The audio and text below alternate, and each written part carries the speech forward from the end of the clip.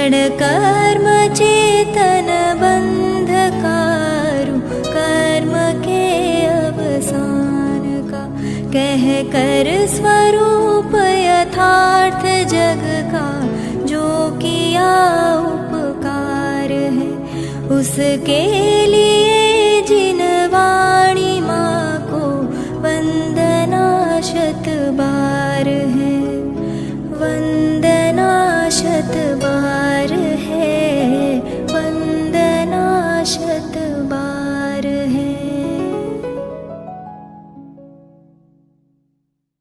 ये भी कुंदकुंदाचार्य का नाम इस पंचम काल में लिया जाता है, लिया जाता रहा है, आगे भी लिया जाता रहेगा। समयसार जैसे जीवंत कृति जो त्रिकाल आत्म कल्याण की विषय वस्तु है, ऐसे भी इस आचार्य कुंदकुंद देव की जन्म जयंती जो आज वसंत पंचमी के दिन हम सभी मनाते हैं। चूंकि यह विशेष कार्यक्रम है, आचार्य कुंदकुंद पर यह आधारित है, इसकी विशेषता को और बढ़ाने के लिए आचार्य कुंदकुंद पर ही अपने जीवन लगाने वाले और उनका जो दार्शनिक अनुशीलन है, समय सार का दार्शनिक परिशीलन, इस विषय पर पीएचडी करके डॉक्टरेट की उपाधि प्राप्त करने वाले श्री टोडरमल दिगंबर जैन सिद्धांत महाविद्यालय के स्नातक डॉक्टर अरविंद कुमार जी जैन शास्त्री हमारे बीच में जुड़ चुके हैं। बहुत करतल ध्वनि के माध्यम से हम सभी उनका स्वागत करते हैं और समस्त महाविद्यालय परिवार की ओर से हार्दिक स्वागत अभिनंदन आपका करते हैं। आप इस कार्यक्रम में पधार कर हमें विशेष मार्गदर्शन दे रहे हैं और बिना विलंब किए इस मंगलमय कार्यक्रम के संचालन के लिए, सफल संचालन के लिए हम सबके बीच में भाई पल त्रिवेदी शास्त्री तृतीय वर्ष से गांधीनगर से हमारे बीच में जुड़े हैं। वे न केवल संचालन करेंगे, आचार्य कुंदकुंद की जीवनी पर भी कुछ रोचक जानकारी आपको देते जाएंगे और अनेक वक्ताओं के नाम उनके पास है और कविताओं की प्रस्तुति भी होगी, चित्र का भी यहाँ से कुंदकुंद आचार्य का अनावरण होगा और अंत में अध्यक्ष महोदय का विशेष संबोधन भी हमें मिलने वाला है। इन सभी कार्यक्रमों को यहाँ प्रस्तुत करने के लिए भाई पल त्रिवेदी आपके धन्यवाद भाई साहब। सबसे पहले मैं सभी वक्तागण एवं जितने भी श्रोतागण हैं उनसे एक निवेदन करना चाहूंगा, कृपया अपनी वीडियो अवश्य ऑन रखें, क्योंकि आज हमें कुंदकुंद आचार्य से तो परिचय प्राप्त करना ही है और हम सब भी कुंदकुंद आचार्य बने ऐसी भावना भी भानी है। तो आपको भावना में भावित होने के लिए अपने वीडियो को ऑन रखना अवश्य है। ऐसे आप सबको ज्ञात है कि श्री टोडरमल दिगंबर जैन सिद्धांत महाविद्यालय हमेशा हर साल अनेक गोष्ठियां कराता है और साथ साथ में जब कोई विशेष कार्यक्रम होता है उसका भी आयोजन होता है। तो आज है वसंत पंचमी, आचार्य कुंदकुंद जयंती के पावन अवसर पर आज हम सब इधर इकट्ठा हुए हैं और आज श्री टोडरमल दिगंबर जैन सिद्धांत महाविद्यालय जयपुर द्वारा वसंत पंचमी के दिन पर हुए ना होएगे मुनिंद्र कुंद कुंद से इस पर बहुत ही मार्मिक ज्ञान एवं वैराग्यमयी गोष्ठी होगी। ज्ञान इसीलिए क्योंकि आपको कुंदकुंद आचार्य के प्रत्येक पहलू से यहाँ परिचित प्राप्त होगा और आप परिचय भी उसका जान सकते हैं और साथ साथ में वैराग्य भी होगा। क्यों वैराग्य होगा? क्योंकि हमारे वहां जितना भी ज्ञान प्राप्त होता है उसका एक ही उद्देश्य होता है, वैराग्य प्राप्त करना। तो उस वैराग्य को भी आज हम प्राप्त करेंगे। तो बिना विलंब किए हुए हम गोष्ठी की तरफ जाए उससे पहले हम आदरणीय अध्यक्ष हमारे बीच में उपस्थित है डॉक्टर अरविंद जी कुमार भाई साहब, उनका हम जोरदार कर्तव्य ध्वनि से अभिवादन करेंगे। सभी विद्यार्थी जोरदार कर्तव्य ध्वनि बजाकर उनका अभिवादन करें। तत्पश्चात हमारे मुख्य अतिथि के रूप में आदरणीय छोटे दादाजी हमारे साथ विराजमान रहेंगे। प्रारंभ से लेकर अंत तक वो हमारी गोष्ठी सुन रहे हैं, यानी सभी वक्तागण एवं जितने भी श्रोतागण हैं वो ये समझे कि दादा उपस्थित है।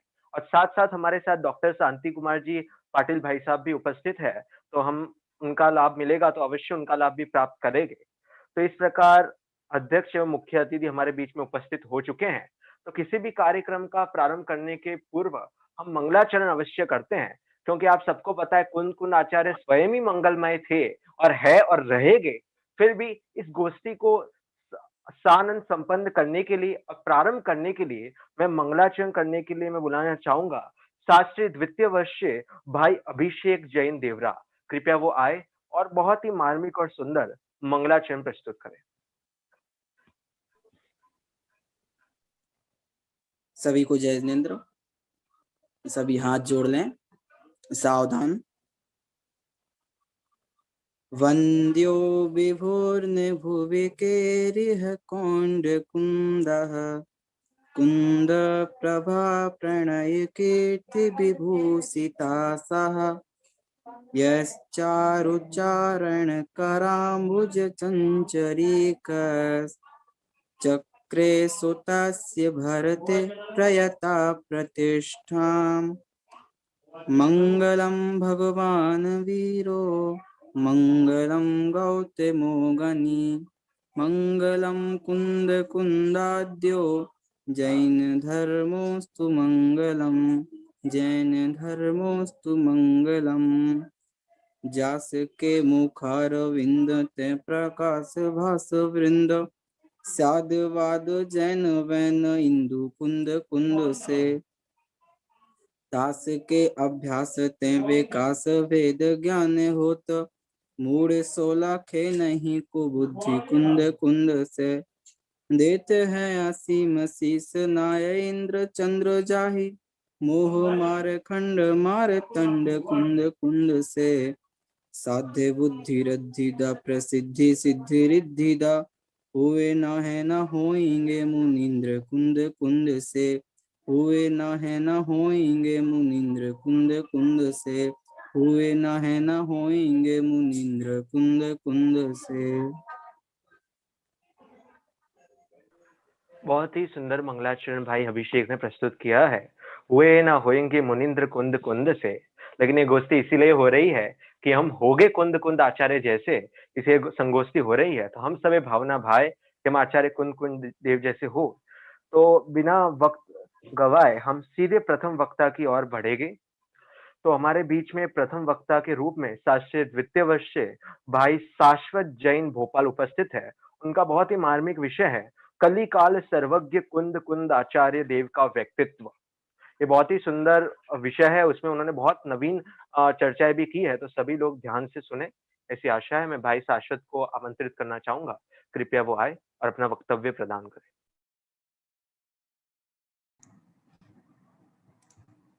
सभी को सादर जय जिनेन्द्र, आदरणीय अध्यक्ष महोदय और सभा में विराजित सभी महानुभावों को। आज की इस गोष्ठी में मेरा विषय है कलिकाल सर्वज्ञ कुंद कुंद आचार्य का व्यक्तित्व। प्रत्येक व्यक्ति में कुछ विशेष गुण या विशेषताएं होती हैं जो दूसरे व्यक्ति में नहीं होती। इन्हीं गुणों और विशेषताओं के कारण प्रत्येक व्यक्ति एक दूसरे से भिन्न होता है। व्यक्ति के इन गुणों का ही समुच्चय व्यक्ति का व्यक्तित्व कहलाता है और मनोविज्ञान में इसी के आधार पर व्यक्ति की पहचान की जाती है।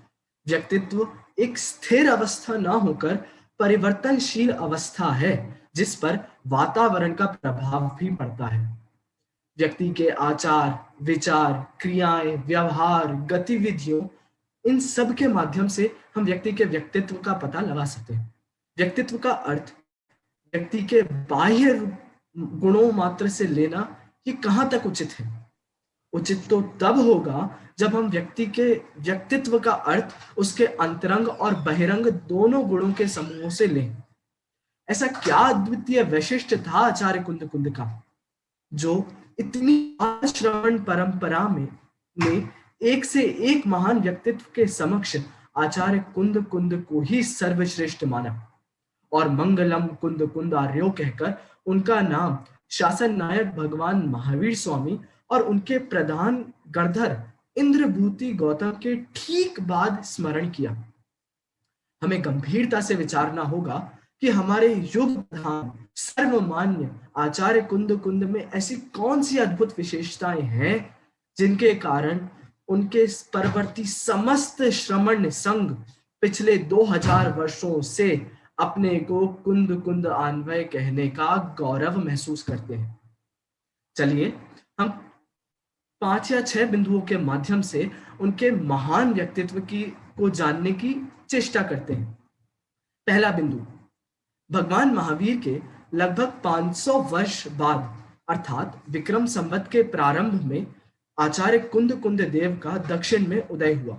उन्होंने इस कलिकाल में साक्षात सर्वज्ञ परमात्मा के दर्शन किए और दिव्य ध्वनि के सार रूप ग्रंथों की रचना की, खासकर प्रवचन सार और उसका भी ज्ञेय तत्व प्रज्ञापन अधिकार, जिसमें उन्होंने वीतराग विज्ञानता के मूलभूत सिद्धांत को अति सुंदर और वैज्ञानिक पद्धति से सिद्ध किया है।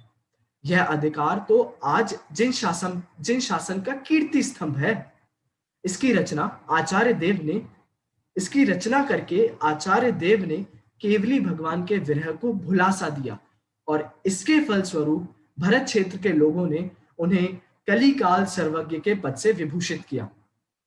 दूसरा बिंदु, इंद्र नंदी श्रुतावतार और नंदी संघ की पट्टावलियों के अनुसार कुंद कुंद आचार्य देव के दादा गुरु और नंदी संघ के प्रथम आचार्य माघ नंदी उग्र तपस्वी और श्रुतधर आचार्य थे।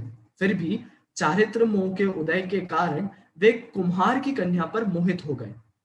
उन्होंने मुनिपद का त्याग कर दिया और गृहस्थ अवस्था धारण कर ली, लेकिन कुछ समय बाद प्रायश्चित पूर्वक पुनः उन्होंने मुनिपद अंगीकार किया और उन्होंने आचार्य पद भी ग्रहण किया। लेकिन इस तरह अन्य शिथिलाचारी इसे आदर्श न मान लें, इसी कारण कुंद कुंद आचार्य देव ने इनका स्मरण नहीं किया। यह बात कुंद कुंद आचार्य देव के दृढ़ व्यक्तित्व को स्पष्ट करती है।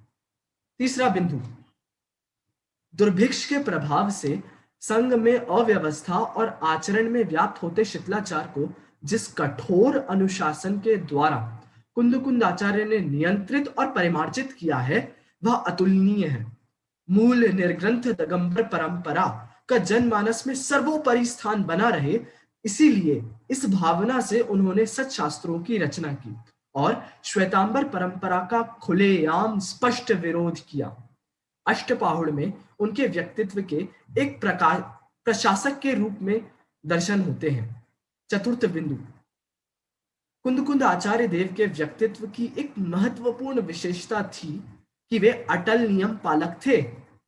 उनके आध्यात्मिक ग्रंथों को पढ़कर अज्ञानी जन उनके अभिप्राय को भले ही ना समझ पाए, लेकिन कुंद कुंद आचार्य स्वयं महान चारित्रवान थे। भले ही अज्ञानी जगत इसे न देख सके, परंतु उन्होंने अपने शास्त्रों में सर्वत्र निश्चय व व्यवहार का साथ साथ कथन किया है। जहां वे व्यवहार को हे बताते थे, वहीं उसकी कथनचित उपादेयता बताए बिना भी नहीं रहते थे। पांचवा बिंदु, कवि वृंदावन दास जी के उल्लेख से ज्ञात होता है कि कुंद कुंद आचार्य संघ सहित गिरनार जी की यात्रा के लिए निकले थे।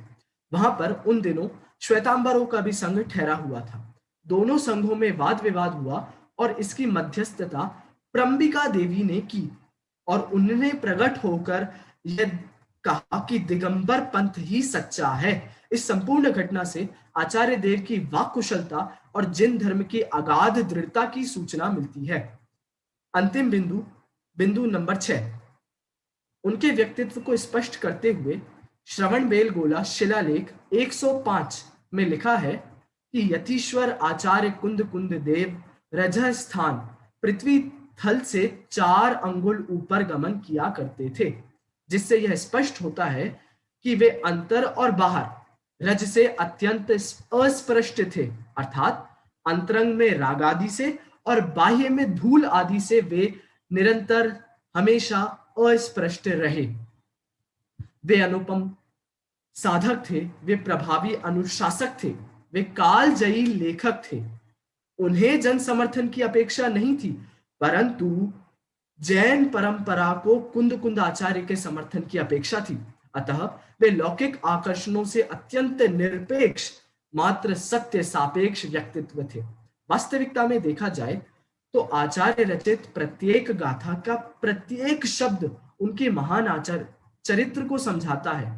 अनादिकाल से हम अज्ञानी बहिर्मुख दृष्टि से ही निरीक्षण करते आ रहे हैं, अतः महापुरुषों का जीवन चरित्र भी बाह्य घटनाओं के आधार से ही जानना और देखना चाहते हैं। इस प्रवृत्ति से वास्तविक जीवन का स्वरूप समझ में नहीं आता और शाश्वत सुख का प्रयोजन भी नहीं सधता। इसलिए महापुरुषों का जीवन चरित्र अंतर्मुखी दृष्टि से ही देखना चाहिए। अंतर्मुखी दृष्टि से उनका सत्य स्वरूप ख्याल में भी आता है और महापुरुषों के जीवन का वास्तविक लाभ भी मिलता है। इसी के साथ मेरा विषय समाप्त हुआ। जय जिनेंद्र। बहुत ही सुंदर रूप से भाई शाश्वत ने अपने वाक्यों में आचार्य कुन देव को पिरोया। बहुत ही सुंदर। हम जोरदार करतल ध्वनि से उनका अभिवादन करें। हमारे बीच में भाई साहब गणतंत्र जी भी उपस्थित हैं, उनका भी जोरदार करतल ध्वनि के माध्यम से हम अभिवादन करें और उनका जोरदार करतल ध्वनि से हम अभिवादन एवं स्वागत करते हैं। शाश्वत ने बहुत ही सुंदर चर्चा की और शाश्वत ने बताया कि आचार्य कुन देव के व्यक्तित्व को हम देखें तो कुछ इस प्रकार के बिंदुओं से देख सकते हैं कि वो एक तो दृढ़ थे, अनुशासक थे, अटल नियम के पालन करने वाले थे, वाक कुशलता के वो धनी थे, अनुपम साधक आदि अनेकों विशेषणों के माध्यम से आचार्य कुन देव का उन्होंने इस व्यक्तित्व को दर्शाया। और अंतोगत्वा यदि उनका सार कहे उनके पूरा वक्तव्य का तो यही है कि आत्मज्ञान ही ज्ञान है, शेष सभी अज्ञान, विश्व शांति का मूल है वितराग विज्ञान। इस प्रकार उन्होंने वितराग विज्ञान के माध्यम से आचार्य कुन देव के व्यक्तित्व को निखारा और उनको दर्शाया। बहुत ही सुंदर। अब हम द्वितीय वक्ता की ओर बढ़ते हैं।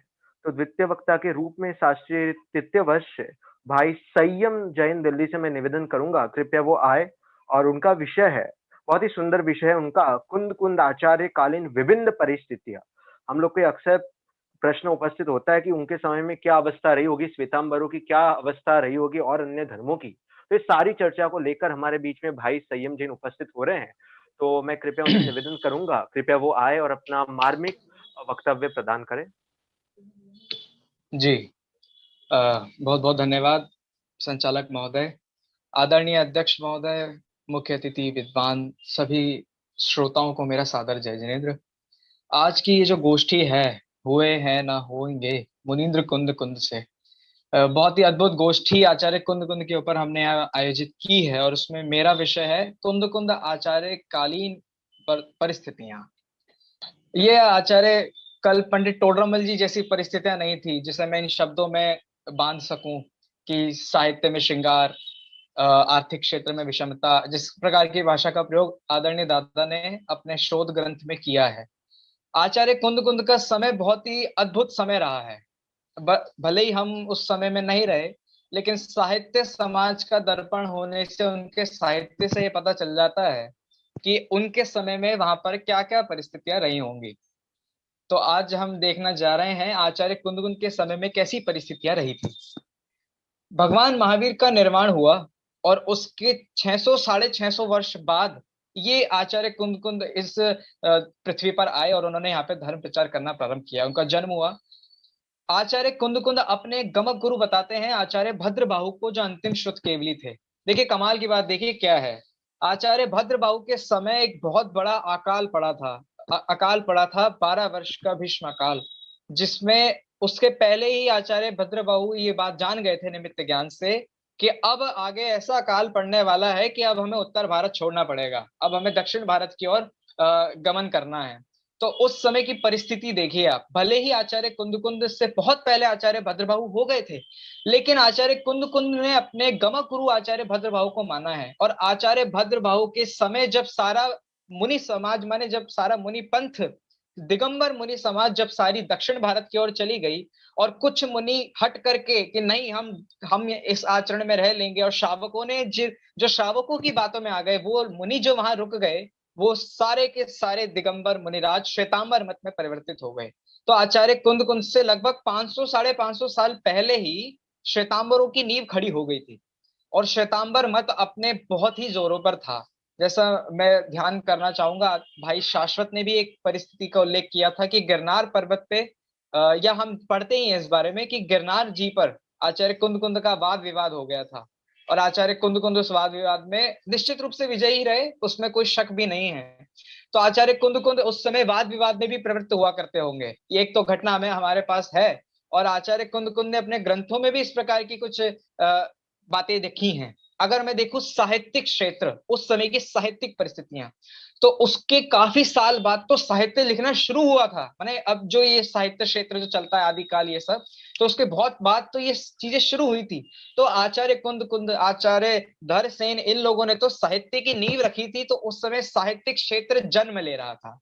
आर्थिक क्षेत्र की मैं बात करूं तो उस समय मैं निश्चित रूप से कह सकता हूं कि सारे ही समाज आर्थिक क्षेत्र में विषम नहीं थी, सब सक्षम थे। क्योंकि उस समय, क्योंकि उनके पहले ही मेरे ख्याल में सम्राट खारवेल हो चुके थे, जिन्होंने शिलालेख आदि बनवाए, मंदिरों का निर्माण हुआ। उनके पहले ही बहुत मंदिरों का निर्माण, और बहुत संपन्न जैन समाज उस समय था। तो आर्थिक क्षेत्र में विषमता तो कहीं तक नहीं थी। उसके बाद में आता हूं धार्मिक क्षेत्र में। उस समय धार्मिक क्षेत्र में रूढ़िवाद था कि नहीं था, ये मेरा प्रश्न है अपने आप से और आप सभी से। धार्मिक क्षेत्र में रूढ़िवाद ना हो तो जगत में वो धार्मिक क्षेत्र नहीं कहलाया जाता। उनको वो समझते हैं हाँ चल रहा है, कोई होते होंगे कोई। अगर क्या कहें, रूढ़िवाद और कट्टरता, रूढ़िता और कट्टरता, ये दोनों उस समय भी थे, उनके बाद भी थे, और आज भी हैं। तो उसमें तो कोई शक है नहीं। जैसे कि आचार्य कुंद कुंद अपने साहित्य में लिखते हैं कि ऐसा मानना, और अगर ऐसा नहीं मानोगे तो सांख्य हो जाओगे, सांख्य मत हो जाना। ऐसी ऐसी संख्य हुआ, ऐसी ऐसी गाथाएं हमें कर्ता कर्माधिकार में, समय सार में वहां पढ़ने सुनने को मिलती हैं। अगर मैं ये कहूं धार्मिक क्षेत्र में रूढ़िवाद की जहां बात कर रहा हूं मैं, तो रूढ़िवाद का खंडन आचार्य कुंद कुंद ने एक आचार संहिता लिखी है। आप सभी को मालूम होगा, एक नया ग्रंथ का उल्लेख मैं ऐसे कर रहा हूं। आचार्य कुंद कुंद ने एक आचार संहिता लिखी है। कोई नाम बता सकता है उस ग्रंथ का? हम सभी को मालूम है आचार्य कुंद कुंद की आचार संहिता अष्टपाहुड़, जहाँ 8 पाहुड़ लिखे। एक ग्रंथ नहीं है ये, 8 अलग अलग ग्रंथ है, उन सबको मिलाकर एक ग्रंथ बनाया गया है। तो 8 ग्रंथों में आचार्य, उन 8 पाहुड़ों में आचार्य कुंद कुंद वास्तविक आचरण की बात करते हैं। तो ऐसी आचार संहिता का निर्माण किया गया। मुझे मालूम है एक बार बहुत गंभीर चर्चा कहीं शितलाचार्य के ऊपर चल रही थी, तो एक विद्वान खड़े होकर बोले, कहते हैं कि हमें इस समय एक आचार संहिता की आवश्यकता है। तो आचार्य कुंद कुंद ने इतने वर्षों पहले आचार संहिता लिख दी थी। भगवती आराधना जैसे ग्रंथ लिखे जा चुके हैं, तो वो आचार संहिता हमें प्राप्त हो गई। तो आचार्य कुंद कुंद ने एक आचार संहिता लिखी। इस समय ध्यान दिलाना चाहूंगा कि उस समय जरूरत नहीं थी। आचार्य कुंद कुंद से पहले आचार्य धरसेन हो गए, पुष्पदंत हो गए, भूत बलि हो गए, षट खंडागम ग्रंथ की रचना हो गई, योनि पाहुड़ ग्रंथ की रचना हो गई, और धवला आदि ग्रंथों का बेस तैयार हो गया। तो हर जगह बस कर्म कर्म कर्म कर्म कर्म, सब जगह कर्म कांड की बात की जा रही थी। उस कर्म कांड की बात की तो जा रही थी, लेकिन उस कर्म के चंगुल में फंसे, क्या कहूं मैं, उस आत्मा की बात नहीं की जा रही थी। तो अध्यात्म की अगर नींव रखी तो वो आचार्य कुंद कुंद ने रखी। उनको द्वितीय श्रुत स्कंद के कर्ता, उनको अध्यात्म के कारण कलिकाल सर्वज्ञ ये जो कहा जा रहा है ना, ये इसलिए कहा जा रहा है कि वो समय सिर्फ कर्म पर विचार करने का था। देखिए कमाल की बात, देखिए आप, बहुत गजब की बात हमें पढ़ने, एक कंपैरिजन करने को मिल जाता है। एक आचार्य कुंद कुंद का समय था जब चारों ओर कर्म की चर्चा चल रही थी, और वो बीच में एक आत्मा उठाकर ले आए। एक अभी कुछ 100 वर्ष पुरानी बात कर रहे हैं, जहां हर जगह कर्म की चर्चा चल रही थी और गुरुदेव श्री आत्मा की बात उठाकर ले आए। तो इतना मिला जुला एक कंपैरिजन हमें देखने को मिलता है। तो जिस प्रकार आचार्य कुंद कुंद ने आत्मा की बात रखी, उस प्रकार से हमें मालूम पड़ जाता है कि हर जगह कर्म कर्म की ही बात हो रही थी। हर जगह ये था, कर्म है तो जीव है, कर्म है तो जीव के भाव हैं, कर्म नहीं होंगे तो मुक्ति हो जाएगी। तो आचार्य कुंद कुंद कहते हैं, हो बंद अध्यवसान से, कोई किसी का करता धरता नहीं है। ये जन्म मरण अपने अधीन है। माने जन्म मरण खुद आयु कर्म से तो होते हैं, लेकिन जीव उसमें कुछ नहीं कर सकता। पर द्रव्य का, एक द्रव्य दूसरे द्रव्य का करता नहीं है। तो इस प्रकार की बात उस समय चलती थी। तो आचार्य कुंद कुंद ने इस प्रकार का बेस तैयार कर दिया। तो ये है रूढ़िवाद, कट्टरवाद के संबंध में। एक और गजब की बात हमें पढ़ने देखने को मिल जाती है कि आचार्य कुंद कुंद वाद विवाद में भी थे। सांख्य बौद्ध इन मतों का खंडन भी कर रहे थे, शितलाचार्य का भी खंडन कर रहे थे, और उनके सर पे एक बहुत बड़ी जिम्मेदारी थी। कैसी जिम्मेदारी? क्योंकि आचार्य भद्रबाहु जब इधर दक्षिण भारत में आ गए, उस समय सारा श्वेतांबर मत प्रचलित हो गया और 500 साढ़े 500 साल लग गए। आप ये देखिए, एक जैसे हमारा स्मारक है उसको 50 साल हो गए और आज वो कितना स्ट्रांग खड़ा हुआ है। माने हर चीज को खड़े होने में बहुत टाइम लगता है। तो जहां 400 साल हो गए एक मत को खड़े हुए, तो उस मत की नींव कितनी मजबूत होगी।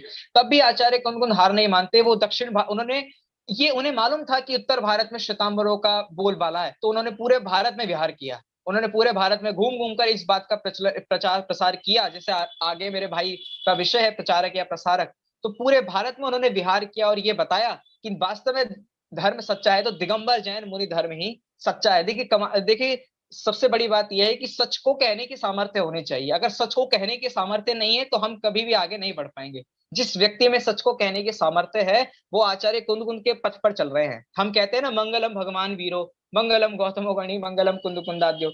ऐसे नहीं कहते।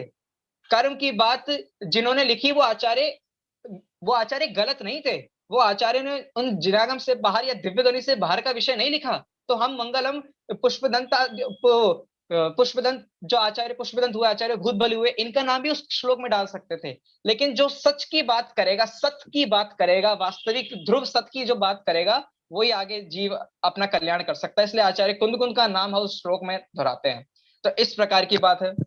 तो धार्मिक क्षेत्र, सामाजिक क्षेत्र उस समय का बहुत संपन्न था, आर्थिक क्षेत्र उस समय का बहुत संपन्न हुआ होगा। और कमाल की बात देखिए, आचार्य जो हम न्याय के ग्रंथ पढ़ते हैं, प्रमेय रत्नमाला आदि जो भी हम ग्रंथ पढ़ते हैं, तो उसमें आचार्य जब स्टार्टिंग की प्रशस्ति लिखते हैं तो उसमें राजाओं के नाम देते हैं कि इन राजा का शासन चल रहा था, भोज राजा के शासन के काल में हमने इस ग्रंथ की रचना की। तो वो जो आचार्य है वो जो उन राजाओं को याद किया करते हैं कि इन राजा के शासन काल में हमने ग्रंथ की रचना कर ली, ये राजा बहुत सुशासन के करता है। तो उस समय आचार्य कुंद कुंद के समय राजा कौन थे इस बात का तो मैं पता नहीं लगा पाया, लेकिन आचार्य कुंद कुंद के समय में राजा बहुत जैन शासन के अनुकूल ही रहे होंगे, जो उन्होंने 84 पहाड़ों की रचना कर दी। आपको मालूम है, जब आचार्य कुंद कुंद विदेश क्षेत्र चले गए, उनके इतने तीव्र पुण्य का उदय आया कि वो विदेश क्षेत्र जाकर साक्षात दिव्य ध्वनि का लाभ उन्होंने ले लिया। उसके बाद 1 हफ्ता हो गया, लोग आकाश की तरफ देखें, सुबह सुबह उठ जाएं और देखें। औरतें घर में खाना बनाने नहीं जाया करती थी कि अगर हमने वो खाना बनाने का समय उसमें लगा दिया तो अगर आचार्य कुंद कुंद आ गए तो हम उन्हें देख नहीं पाएंगे। इस तरीके से बहुत दिन हो गए, लोग खड़े रहे, रात रात भर जागते रहे कि अब आचार्य कुंद कुंद आएंगे, अब आचार्य कुंद कुंद आएंगे। और एक दिन ऐसा आया जिस दिन आचार्य कुंद कुंद इस धरती पर पधारे, और जैसे ही वो आए लोगों ने उनको कलिकाल सर्वज्ञ की उपाधि दे दी कि इस पंचम काल में भी अगर कुछ सर्वज्ञ की साक्षात ध्वनि का लाभ लेकर आया है तो वो इस पंचम काल का सर्वज्ञ ही है, आप समझ लीजिए। तो इस प्रकार माने उस समय की जो परिस्थितियां थी वो बहुत अनुकूल नहीं होंगी। सिर्फ धार्मिक क्षेत्र में एक अलग अलग पंथ जो खड़े हो गए थे, हमारा ही एक अंग है श्वेतांबर मत, वो एक खड़ा हो गया था। अलग अलग मत तो पहले से ही चल रहे थे, बाकी जो 6 दर्शन भारतीय दर्शनों में हम पढ़ते हैं, सांख्य, न्याय, वैशेषिक, बौद्ध, मीमांसक, वेदांत, ये सारे मत तो खड़े हो ही गए थे। लेकिन आचार्य कुंद कुंद ने सारी परिस्थितियों को अनुकूल करके ये नहीं सोचा कि अगर मैं उस क्षेत्र में जाऊंगा तो वहां मेरा विरोध होगा, अगर मैं ऐसी बात उस क्षेत्र में जाकर कह दूंगा तो वहां मेरा विरोध हो जाएगा, अपने आप को बचा लो, ऐसा कुछ नहीं सोचा आचार्य कुंद कुंद ने। आचार्य कुंद कुंद ने जो वास्तविकता थी वो आचार्य कुंद कुंद ने दक्षिण भारत में भी रखी, उत्तर भारत में भी रखी, पश्चिम भारत में भी रखी, और संपूर्ण भारत में उन्होंने वास्तविक बात रखी होगी। आचार्य कुंद कुंद आप ये देखिए, जितने भी आचार्य हुए सब दक्षिण भारत में हो गए, जितने भी विद्वान हुए सब उत्तर भारत में हो गए।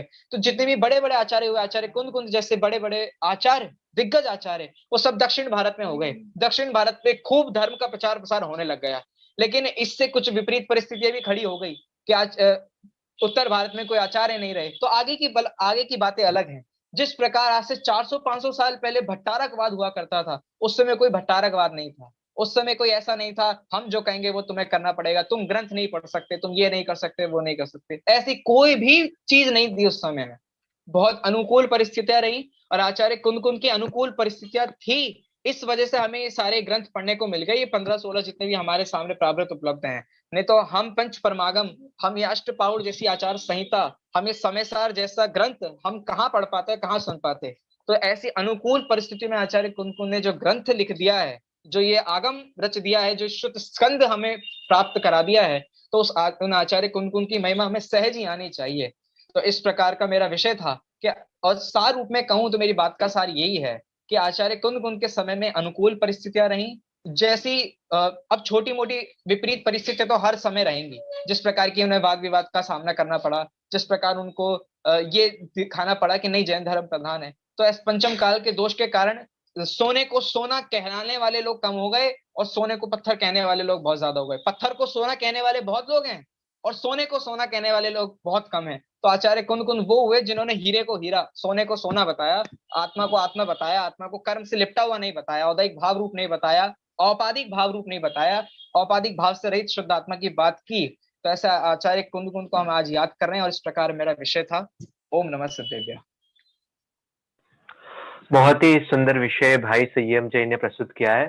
सभी श्रोतागण जोरदार कर्तव्य ध्वनि के माध्यम से उनका अभिवादन करें। बहुत ही सुंदर। आप सभी को पता है कि साहित्य समाज का दर्पण होता है और साहित्य के आधार पे यह निर्णय किया जाता है कि परिस्थितियां क्या क्या रही थी।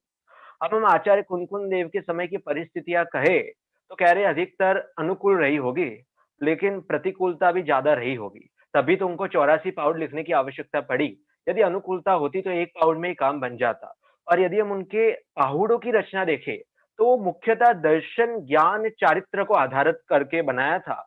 जैसे उनके अन्य जितने भी पाहुड़ है तो दर्शन के संबंधी उन्होंने दृष्टि पाहुड़, सम दृष्टि पाहुड़, फिर साथ साथ में उन्होंने कैसे विचार होनी चाहिए इस संबंधी विचार पाहुड़, वस्तु स्वरूप पाहुड़ ऐसे लिखे।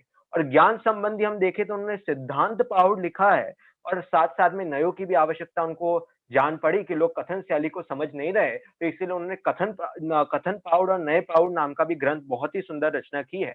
और चारित्र के संबंधी हम सबको अष्ट पाहुड़ वो सब तो पता ही है, लेकिन साथ साथ में उन्होंने आचार पाहुड़, चूली पाहुड़, चरण पाहुड़, अंग पाहुड़, आराधना पाहुड़ आदि संबंधी लिखे। इतना ही नहीं, लौकिक साहित्य संबंधी भी उनको आवश्यकता हुई होगी और क्षेत्र संबंधी भी लगा होगा, तो स्थान पाहुड़ और साथ साथ में हम देखें तो विद्या पाहुड़ आदि भी लिखा है।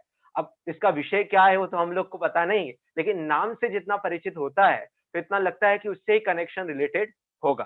तो इस प्रकार भाई संयम ने बहुत ही सुंदर विषय प्रस्तुत किया कि अनुकूल एवं प्रतिकूल परिस्थितियां कैसी भी रही हो, लेकिन आचार्य कुंद देव का मंतव्य एकमात्र वितराग विज्ञान और साथ साथ में इस तत्व प्रचार का ही रहा है। बहुत ही सुंदर भावना अभी हमने भाई संयम से सुनी है। अब आप सभी ने वक्ताओं के वक्तव्य को तो प्राप्त किया है, लेकिन अब कविता का भी रसपान करने के लिए हम सबके बीच में भाई समर्थ जैन उपस्थित हो रहे हैं। मैं उनसे निवेदन करूंगा कि कुंद आचार्य देव को अपने कविता में प्रस्तुत करें। भाई समर्थ जैन, हरदा, शास्त्री प्रथम वर्ष।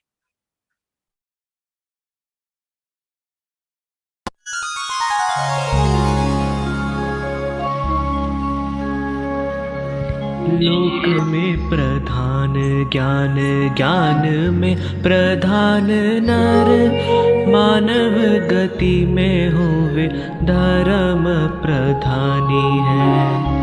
धर्म प्रधानी हिंदुता में कृष्ण लीला होवे, लीला में प्रधान काम भोग की निशानी है।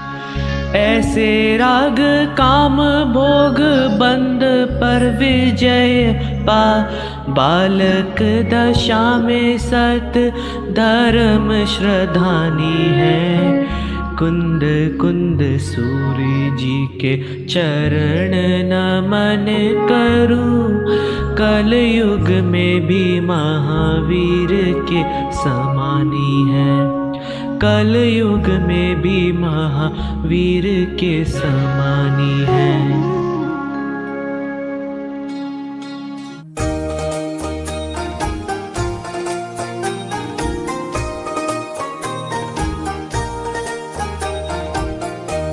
नहीं बनता है कोई महान, करे बिन कोई अद्भुत काम, करे पर कोई स्वहित का काम, सहज हो जाता उसका नाम।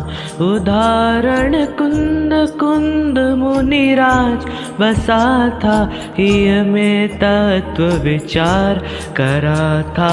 प्रथम आत्म कल्याण हुआ फिर अद्भुत तत्व प्रचार।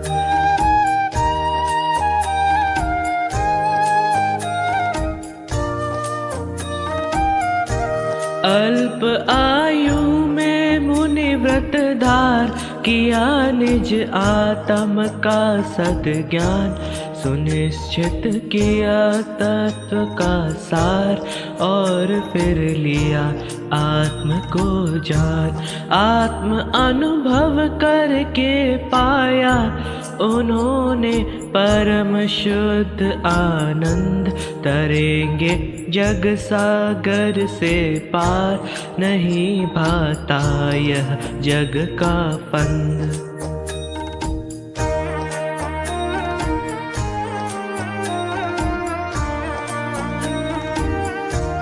बुद्धिजीवी गुरु लाचार हुआ सी मंदर दर्शन भाव।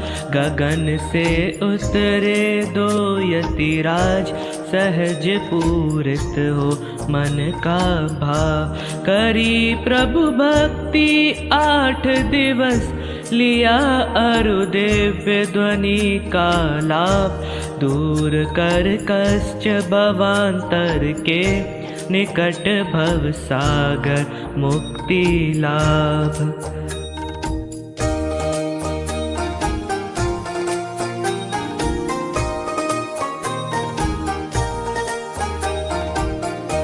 प्राप्त कर दिव्य ध्वनि का सार, किया फिर औरों पर उपकार। अवतरित हुआ समय का सार, नियम अरु प्रवचन रत्नाकार। और 84 ग्रंथ प्रमाण, दिया था आगम का सत ज्ञान। बने अध्यात्म धरा में श्रेष्ठ दूसरे, श्रुत स्कंध प्रधान।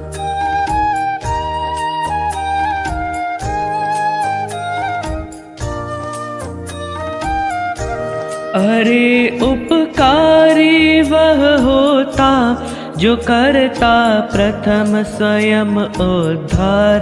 बाद में जगत जनों पर भी सहज हो जाता है उपकार। सर्व बातों की है एक बात, करो तुम आत्म का कल्याण। करो तुम सम्यक तत्व विचार, सहज होवेगा तत्व प्रचार।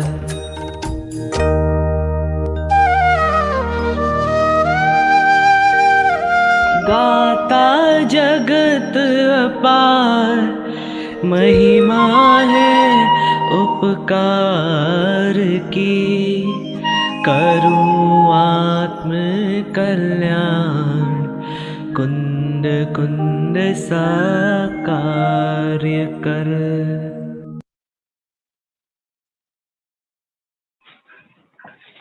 बहुत ही सुंदर और बहुत ही मार्मिक कविता प्रस्तुत की है। जोरदार करतब ध्वनि से हम उनका अभिवादन करें।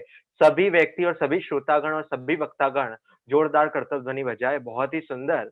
इनकी कविता सुनकर रग रग में हमारे वहाँ कुनकुन आचार्य का रक्त दौड़ने लगा। बहुत ही टैलेंटेड लड़का है समर्थ, बहुत ही सुंदर। रोम रोम खिल उठे कुनकुन आचार्य देव को स्मरण किया और उन्होंने स्वयं सिद्ध किया कि स्वयंभू है। कुनकुन आचार्य कह रहे हैं स्वयंभू है, तो स्वयं को जानो, पहचानो, रम जाओ। बहुत ही मार्मिक, बहुत ही आनंद आया। अब हम आगे बढ़ते हैं। इस प्रकार कविता का क्रम भाई समर्थ जैन ने प्रस्तुत किया और समाप्त किया। तत्पश्चात अब हम वक्ता की ओर जाते हैं। तो अगले वक्ता के लिए शास्त्री द्वितीय वर्ष से हमारे बीच में आ रहे हैं स्वानुभव जैन खनियाधाना। उनका विषय है मंगलम कुंद कुंदाद्यो। तो मैं उनसे निवेदन करूंगा कृपया वो आए और विषय की प्रस्तुति करे। भाई स्वानुभव। ये सब आवाज आ रही है? जी बिल्कुल अच्छी आ रही। ओम नमः सिद्धेभ्य। आदरणीय अध्यक्ष महोदय, मुख्य अतिथि महोदय, अन्य समस्त विद्वद्गण एवं इस गोष्ठी का ऑनलाइन लाभ ले रहे सभी साधर्मी जनों को मेरा शुद्धात्म वंदन। दिगंबर जैन आचार्य के सर्वोपरि अध्यात्म के प्रतिष्ठापक आचार्य कुंद कुंद देव की जन्म जयंती के उपलक्ष्य में आज यहाँ हुए हैं ना होएंगे मुनिंद कुंद कुंद से इस प्रासंगिक संगोष्ठी का आयोजन किया गया है, जिसमें मेरा विषय है मंगलम कुंद कुंदाद्यो। मंगलम भगवान वीरो, मंगलम गौतमो गढ़ी, मंगलम कुंद कुंदाद्यो, जैन धर्मोस्तु मंगलम। इस मंगलाचरण में, इस श्लोक में जो मंगलम कुंद कुंदाद्यो पद है, उसके माध्यम से कुंद कुंद आचार्य सहित समस्त आचार्यों को मंगल के रूप में स्थापित किया है। तो सर्वप्रथम हमें यह सिद्ध करना होगा कि कुंद कुंद आचार्य सहित समस्त आचार्यों को यदि मंगल के रूप में स्थापित किया जाए तो उसमें कोई भी विरोध नहीं है। धवला जी में जब प्रारंभ में ही मंगलाचरण आया तो उसकी टीका में, मंगलाचरण की टीका में आचार्य देव ने जब मंगल की चर्चा की तो वहां पर द्रव्य मंगल और भाव मंगल की चर्चा की। तो द्रव्य मंगल के रूप में आचार्य, उपाध्याय और साधु का जो शरीर है उसको द्रव्य मंगल, एवं भाव मंगल में वर्तमान में मंगल रूप पर्याय से परिणत जो शुद्ध जीव द्रव्य है उसको भाव मंगल रूप में लिया। तो इस प्रकार द्रव्य मंगल और भाव मंगल की अपेक्षा से देखा जाए तो आचार्य कुंद कुंद देव सहित समस्त आचार्य परंपरा को मंगल रूप में स्थापित करने में आगम से कोई भी विरोध नहीं आता। सिद्धांत की अपेक्षा से भी देखा जाए तो वहीं धवला जी में आगे प्रकरण लिया और वहां पर कहा कि मंगल है, उस मंगल का कथन 6 अधिकारों के माध्यम से होता है। समझना, अर्थात हम किसी को मंगल रूप में स्थापित करें तो वो मंगलकारी है या नहीं, मंगल स्वरूप है या नहीं, इस बात की सिद्धि 6 अधिकारों के माध्यम से होती है। सबसे पहला मंगल, मंगल अर्थात होता है मलम गालयति अर्थात मोहराग द्वेष रूपी पापों को गलावे, और मंगम लायति अर्थात सच्चे सुख की प्राप्ति कराए। तो आचार्य कुंद कुंद सहित समस्त आचार्यों ने भूमिका योग्य जिस भूमिका में वे हैं उस अनुसार समस्त कर्मों का अभाव भी कर दिया एवं उतने सुख की उन्हें प्राप्ति भी हो चुकी है, अर्थात वे स्वयं मंगल स्वरूप हैं। दूसरा, मंगल के कर्ता, कर्म क्षय एवं सुख की प्राप्ति का उपाय उन्होंने अपनी साहित्य साधना के माध्यम से बताया है, अर्थात कुंद कुंद आचार्य मंगल के कर्ता भी हैं। तीसरा, मंगल योग्य, जिन भव्य जीवों ने उन्हें मंगलाचरण के माध्यम से मंगल के रूप में स्थापित किया है वे समस्त भव्य जीव मोक्ष मार्ग के इच्छुक होने से मंगल के योग्य हैं। फिर मंगल का उपाय, आचार्य कुंद कुंद देव ने जिस रत्नात्रय की साधना से वे मंगल रूप पद पर आसीन हुए हैं वह जो रत्नात्रय है वह वास्तव में मंगल का उपाय है। फिर मंगल का भेद, तो वो तो मंगलाचरण करने वाले के अभिप्राय के आधार से मंगल के भेद बनेंगे और उसके बहुत भेद हैं, समय अभाव के कारण अभी उसका विवेचन नहीं करेंगे। और अंतिम जो महत्वपूर्ण बिंदु है मंगल का फल, अर्थात हम आचार्य कुंद कुंद देव को मंगल के रूप में स्थापित कर रहे हैं तो उसका फल क्या है। तुलसीदास पंडितकार ने फल के, मंगल के फल के संदर्भ में चर्चा करते हुए वहां लिखा कि जिसको मंगल के रूप में स्थापित कर रहे हैं उसके समान इष्ट सुख की प्राप्ति होती है, यह वास्तव में मंगल का फल है।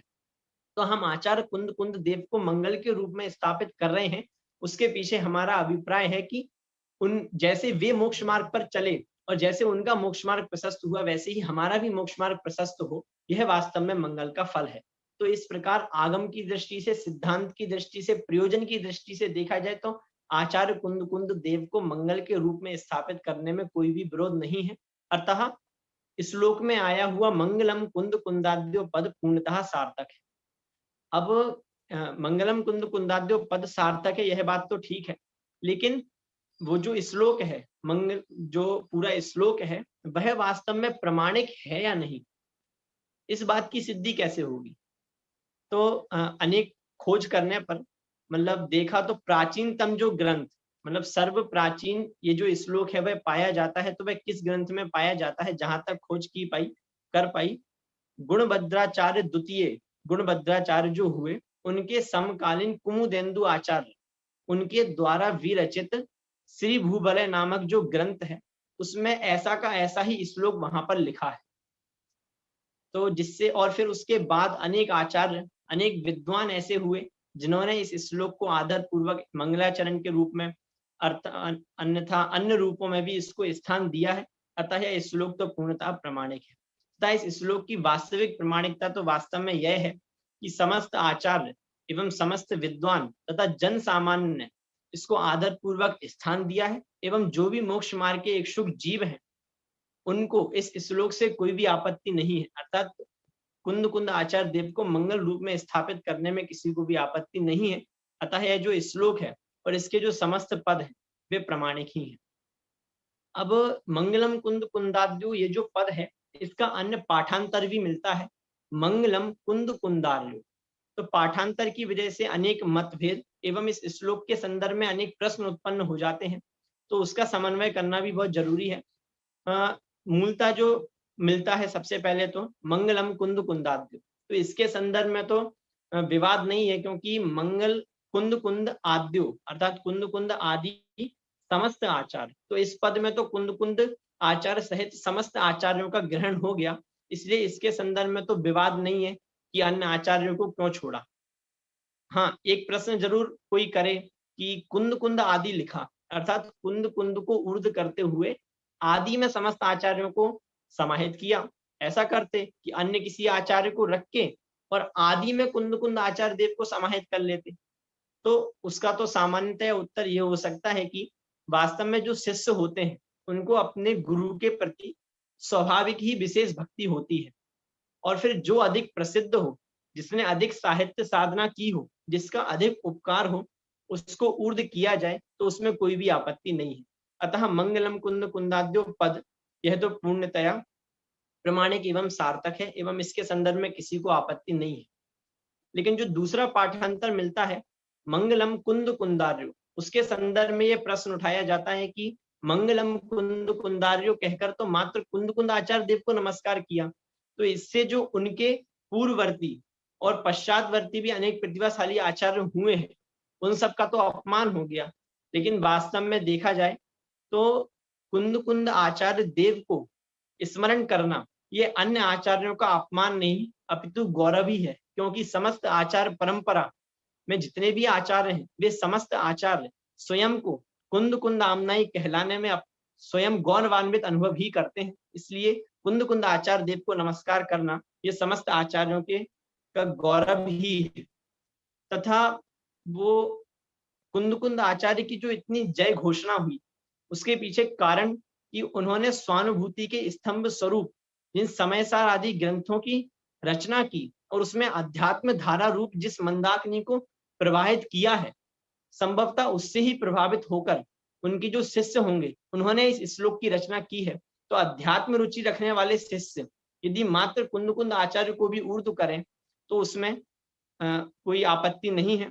तथा बहुत हम लोकोक्ति भी सुनते हैं बहुत बार कि हाथी के पैर में सभी समाहित हो जाते हैं, वैसे ही यहाँ पर कुंद कुंद आचार्य देव को नमस्कार किया तो वास्तव में वहां कुंद कुंद आचार्य देव को नमस्कार करने से अन्य समस्त आचार्यों का ग्रहण भी हो गया। जैसे हम आप हैं तो हमारे जो गुरु हैं यदि हम उनको ऊर्ध्व करें और उनको विशेष महत्व दें तो इससे अन्य गुरुओं का अपमान नहीं है, अपितु जिन गुरु को ऊर्ध्व किया है उनके प्रति विशेष भक्ति है। वैसे ही कुंद कुंद आचार्य देव को ऊर्ध्व करना यह अन्य आचार्यों का अपमान नहीं अपितु कुंद कुंद आचार्य देव के प्रति विशेष भक्ति को दर्शाता है एवं उनके विशेष उपकार को दर्शाता है। और कुंद कुंद आचार्य देव ने जिस एकत्व विभक्त आत्मा की बात बताई है एवं इतने अनेक पंच परमागम के माध्यम से जो भव्य जीवों के लिए मोक्ष मार्ग प्रशस्त किया है, उसके कारण सभी के हृदय में उनके प्रति बहुमान आना यह स्वाभाविक ही है। अतः ऐसे जो व्यक्तित्व कुंद कुंद आचार्य कितने महान व्यक्तित्व हैं कि महावीर भगवान के पश्चात गौतम गढ़धर के पश्चात जिन्हें याद किया जा रहा है उनको हम यदि मंगल रूप में स्थापित कर रहे हैं, मंगल रूप में स्थापित करना अर्थात वे जिस मार्ग पे चले हैं वह मार्ग मंगलकारी है, उनने जो ग्रंथ लिखे हैं उनने जो बात लिखी है वह मंगलकारी है, तो उनको मंगल रूप में स्थापित करना अर्थात वे जिस मार्ग पे चले हैं उस मार्ग पे चल के उनके जैसा बनना और उन्होंने जो मार्ग बताया है उसके आधार से समीचीन मार्ग का ग्रहण करना, यह वास्तव में उनको मंगल के रूप में स्थापित करना है। तो मंगलम कुंद कुंदाद्यो कहते समय हमारा मोक्ष मार्ग प्रशस्त हो, इस मंगल भावना से अभी के विषय को विराम देता हूँ। जय। बहुत ही सुंदर। सभी वक्तागण एवं श्रोतागण जोरदार कर्तव्य ध्वनि के माध्यम से स्वानुभव जैन का धन्यवाद ज्ञापित करें। बहुत ही सुंदर, उन्होंने बहुत ही सुंदर चर्चा की कि मंगलम कुंद कुंदाद्यो, कि मंगलम क्यों, कुंद कुंद आचार्य मंगल क्यों है। तब उन्होंने धवला आदि का आधार लेकर 6 विशेषणों मतलब मंगल को 6 तरह से बताया कि मंगल है, मंगल करता है, मंगल योग्य है, मंगल का उपाय, मंगल के भेद इत्यादि रूप से मंगल दर्शाया। और तत्पश्चात कुंद कुंद आचार्य को कुन कुन अन्वय कहो या कुन कुन आदि कहो या अकेले कुन कुन आचार्य को स्मरण करो, इन दोनों में ही समन्वय है। इस रूप से उन्होंने बहुत ही सुंदर अपना वक्तव्य प्रदान किया। और तत्पश्चात हम देखते हैं कि ये पूरी जो गोष्ठी चल रही है या जितने भी संगोष्ठी चल रही है, जिसमें भाई साहब ने भी सर्वप्रथम मंगलम करके हमने सभी आचार्यों को, सभी महान पुरुषों को याद किया, महावीर स्वामी से लेकर कुंद कुंद आचार्य देव को याद किया, तो यही प्रश्न जागृत होता है कि ये कहाँ से लिया गया है, ये श्लोक क्या कहाँ से लिया गया है, प्रश्न अवश्य सबके दिमाग में उपस्थित होता है। तो ये देखे तो मुख्यतः श्री भूवल्लय नाम का जो ग्रंथ है, जो आचार्य कुमुदेन्दु ने लिखा है, उसमें से ये उद्धृत है और इसकी भी हमने सुंदर चर्चा सुनी। इस प्रकार भाई स्वानुभव जैन का वक्तव्य यहाँ ही पूर्ण होता है। तत्पश्चात इसके क्रम में, इसके आगे के क्रम में मैं भाई संभव जैन से निवेदन करूंगा शास्त्री तृतीय वर्ष से कि वे कृपया आए और अपना वक्तव्य दे। उनका विषय है, बहुत ही मार्मिक विषय है कि आचार्य कुंद कुंद जैन धर्म के प्रसारक, प्रचारक एवं प्रशासक, ये तीनों ही उनके पॉइंट रहेंगे उनके वक्तव्य में। तो मैं उनसे निवेदन करूंगा कृपया वो आए और अपना वक्तव्य हम सभी को प्रदान करें। भाई संभव। आवाज आ रही है पल? जी जी, प्रारंभ करते हैं। ओम नमः सिद्धेभ्यः। आदरणीय अध्यक्ष महोदय, विशिष्ट अतिथि महोदय एवं सभी साधर्मी जनों को मेरा सादर जय जिनेन्द्र। साथ ही साथ आप सभी को वसंत पंचमी दिवस की हार्दिक हार्दिक शुभेच्छा। प्रवर्तमान गोष्ठी का विषय है हुए न होएंगे मुनीन्द्र कुंद कुंद से। उसके अंदर मेरा प्रतिपाद्य केंद्र बिंदु है जैन धर्म के प्रसारक, प्रचारक एवं प्रशासक आचार्य कुंद कुंद देव। वास्तव में जिन अध्यात्म के प्रतिष्ठापक आचार्य कुंद कुंद का स्थान दिगंबर जिन आचार्य परंपरा में सर्वोपरि है। इस युग के अंतिम तीर्थंकर भगवान महावीर की अचेलक परंपरा में आचार्य कुंद कुंद का अवतरण हुआ है। आइए जानते हैं कि प्रसार प्रचार की दृष्टि से आचार्य कुंद कुंद देव का व्यक्तित्व किस प्रकार हमें नजर आता है। सर्वप्रथम प्रसारक और प्रचारक दोनों एक पर्यायवाची नजर में आते हैं, क्योंकि दोनों का ही एक अर्थ है फैलाने वाले, अर्थात किसी भी चीज को फैलाने वाले। इधर हम अर्थ लेते हैं जैन धर्म को फैलाने वाले, परंतु अगर हम कतिपय इसके अंदर अंतर करना चाहें तो हम कह सकते हैं कि प्रचार माने अपनी बात को रखना और प्रसार माने अनेकों जन तक अपनी बात को रखना। मतलब एक जने तक अपनी बात पहुंचाना और अनेक जनों तक अपनी बात पहुंचाना, इस प्रकार हम इसमें अंतर कर सकते हैं। आइए जानते हैं विभिन्न दृष्टियों से आचार्य कुंद कुंद देव किस प्रकार प्रसारक और प्रचारक हमें दिखाई देते हैं। सर्वप्रथम जैन धर्म में दिगंबरी दीक्षा लेना ही वास्तव में जैन धर्म का सबसे बड़ा प्रचार है। कोई भी मुनिराज जैन होते हुए दिगंबरी दीक्षा ले तो इससे और गौरव की बात क्या हो सकती है। इस तौर पे भी आचार्य देव ने खूब प्रचार प्रसार किया है। और कहूं कि जो मुनिराज होते हैं वो तो चलते फिरते सिद्ध भगवान के समान होते हैं। उनका जीवन ही जैन दर्शन का प्रसार करता है। कहा भी है कि निर्ग्रंथ मुनिराज तो चलते फिरते जैन दर्शन है। सर्वार्थ सिद्धिकार ने भी अर्थात पूज्यपाद आचार्य ने भी कहा है कि आचार्य तो मात्र अपने शरीर की आकृति से मानो मूर्तिमान मोक्ष मार्ग का निरूपण करने वाले हैं। इस प्रकार भी आचार्य देव ने जैन दर्शन का खूब प्रसार किया है। साथ ही साथ आचार्य देव ने स्वयं ने 84 पाहुड़ों की संरचना करके जैन दर्शन का प्रचार किया। इसके अंदर भी और सबसे बड़ी बात हम देखें, देखिए आज प्रचार प्रसार के साधन बदल गए हैं। पहले हम शिविर थे, पहले शिविर लगते थे, अब वही शिविर आजकल ऑनलाइन लगने लग गए हैं। आजकल हमारी गोष्ठी ऑनलाइन होने लग गई है, लेकिन उस समय प्रचार प्रसार के इस प्रकार के साधन नहीं हुआ करते थे।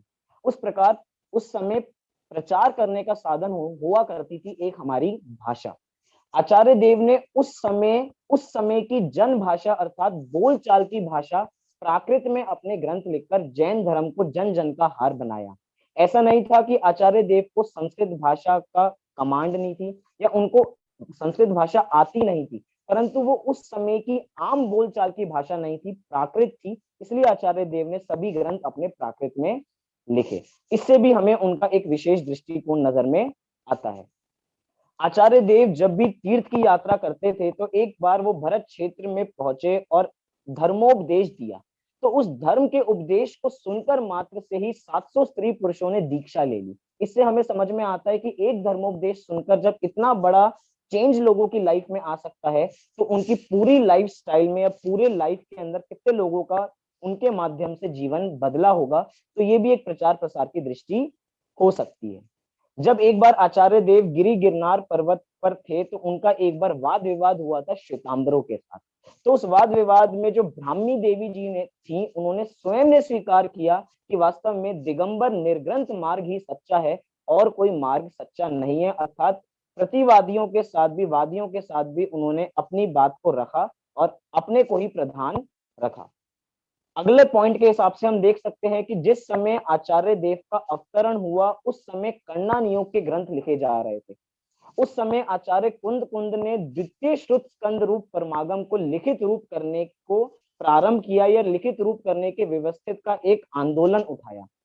उन्होंने कहा कि कण्णा नियोग के जितने भी शास्त्र हैं वो ज्ञान का गेय अवश्य हो सकते हैं लेकिन ध्यान का ध्येय नहीं हो सकते।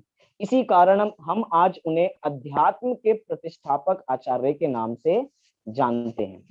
और देखा जाए, आचार्य देव ने स्वयं ने समय सार की निर्जरा अधिकार में गाथा 236 में कहा कि सद ज्ञान रथ आरूढ़ हो, जो भ्रमे मन रथ मार्ग में, वे प्रभावक जिन मार्ग के, सद दृष्टि उनको जानना। ये प्रभावना अंग का परिभाषा लक्षण है। कहा कि जो सद ज्ञान अर्थात जो सदज्ञान रूपी रथ को आरूढ़ करते हैं अर्थात उसको चलाते हैं, साथ ही साथ मन रूपी मार्ग को उधर रखते हैं, वास्तव में वही सम्यक दृष्टि हैं और वही सच्चे प्रभावक हैं।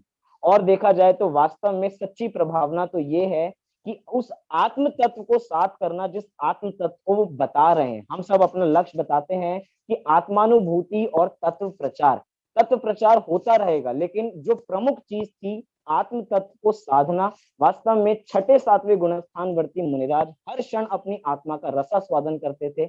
इससे बड़ा प्रचार प्रसार और कोई नहीं हो सकता। तो इस प्रकार हम अनेक बिंदुओं के माध्यम से उनका प्रसारक और प्रचारक का दृष्टिकोण देख सकते हैं। चलिए चलते हैं प्रशासक की दृष्टि से कि हमें आचार्य कुंद कुंद देव का व्यक्तित्व एक प्रशासक के रूप में भी नजर आता है। लेकिन कैसे, उससे पहले हम जानते हैं कि प्रशासक शब्द का अर्थ क्या है। तो देखें, प्रशासक माने होता है शासन करने वाले अधिकारी, ये यूं कहूं कि नगर संस्था आदि का प्रधान अधिकारी, जैसे कि हम कहते हैं नगर प्रशासक।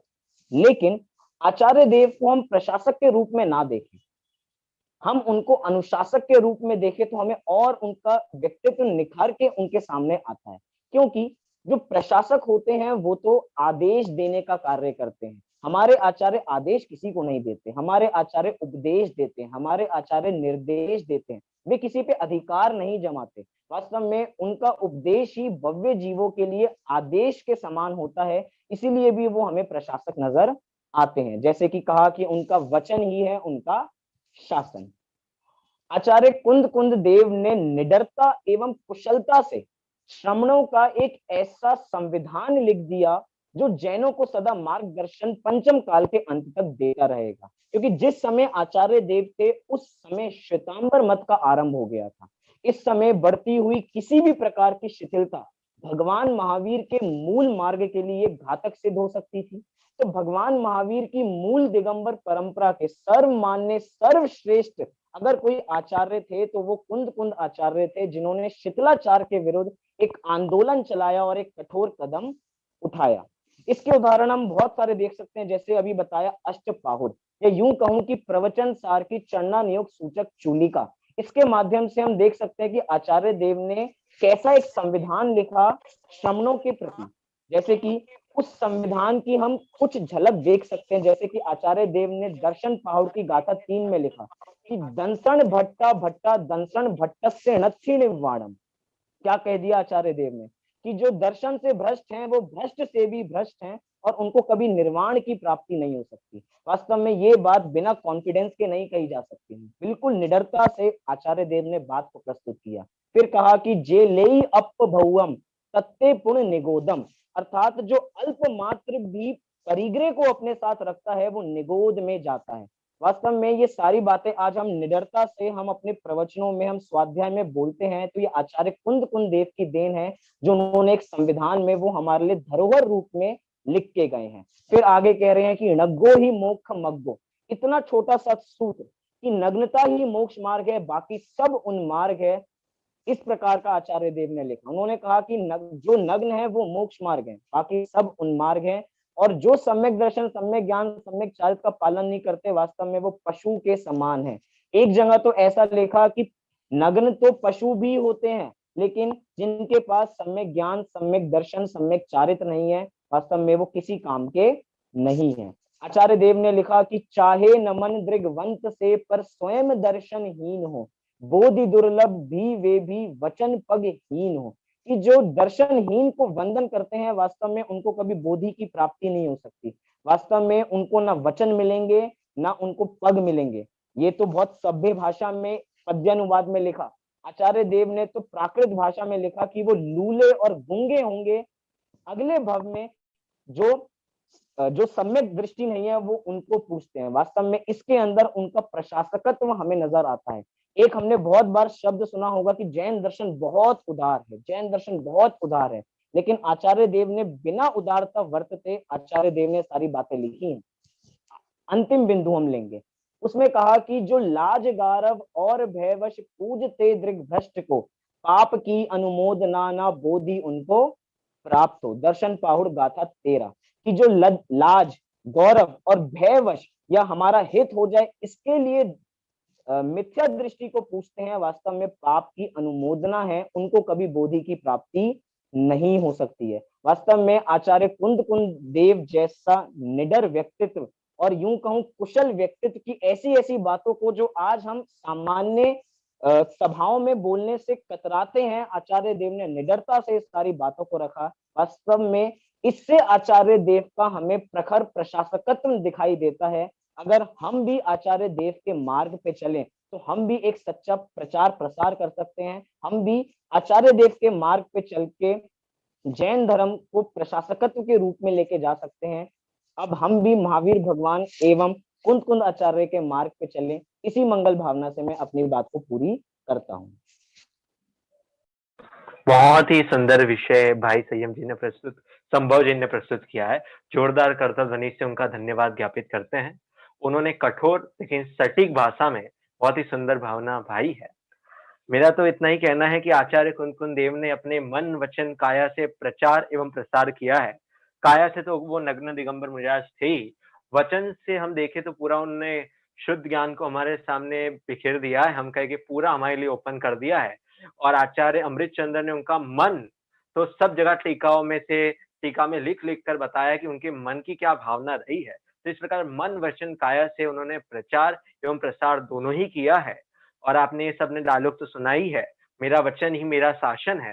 तो शासन की बात करें तो आचार्य कुंद देव का वचन ही उनका शासन रहा है। इसलिए आज तक हम लोग आचार्य कुंद देव के समयसार रूपी वचन के माध्यम से अभी गांव देखे, घर देखे उनका शासन छाया हुआ है। इसीलिए हम उनके वचन को ही उनका वास्तविकता में शासन कहेंगे। इस प्रकार भाई संभव ने बहुत ही सुंदर एवं अद्भुत भावना व्यक्त की।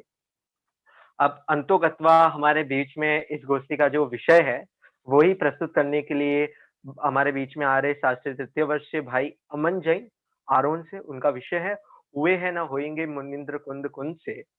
ये विषय प्रस्तुत करने के लिए मैं भाई अमन जैन को आमंत्रित करूंगा। कृपया वो आए और अपने वक्तव्य को प्रदान करें। भाई अमन।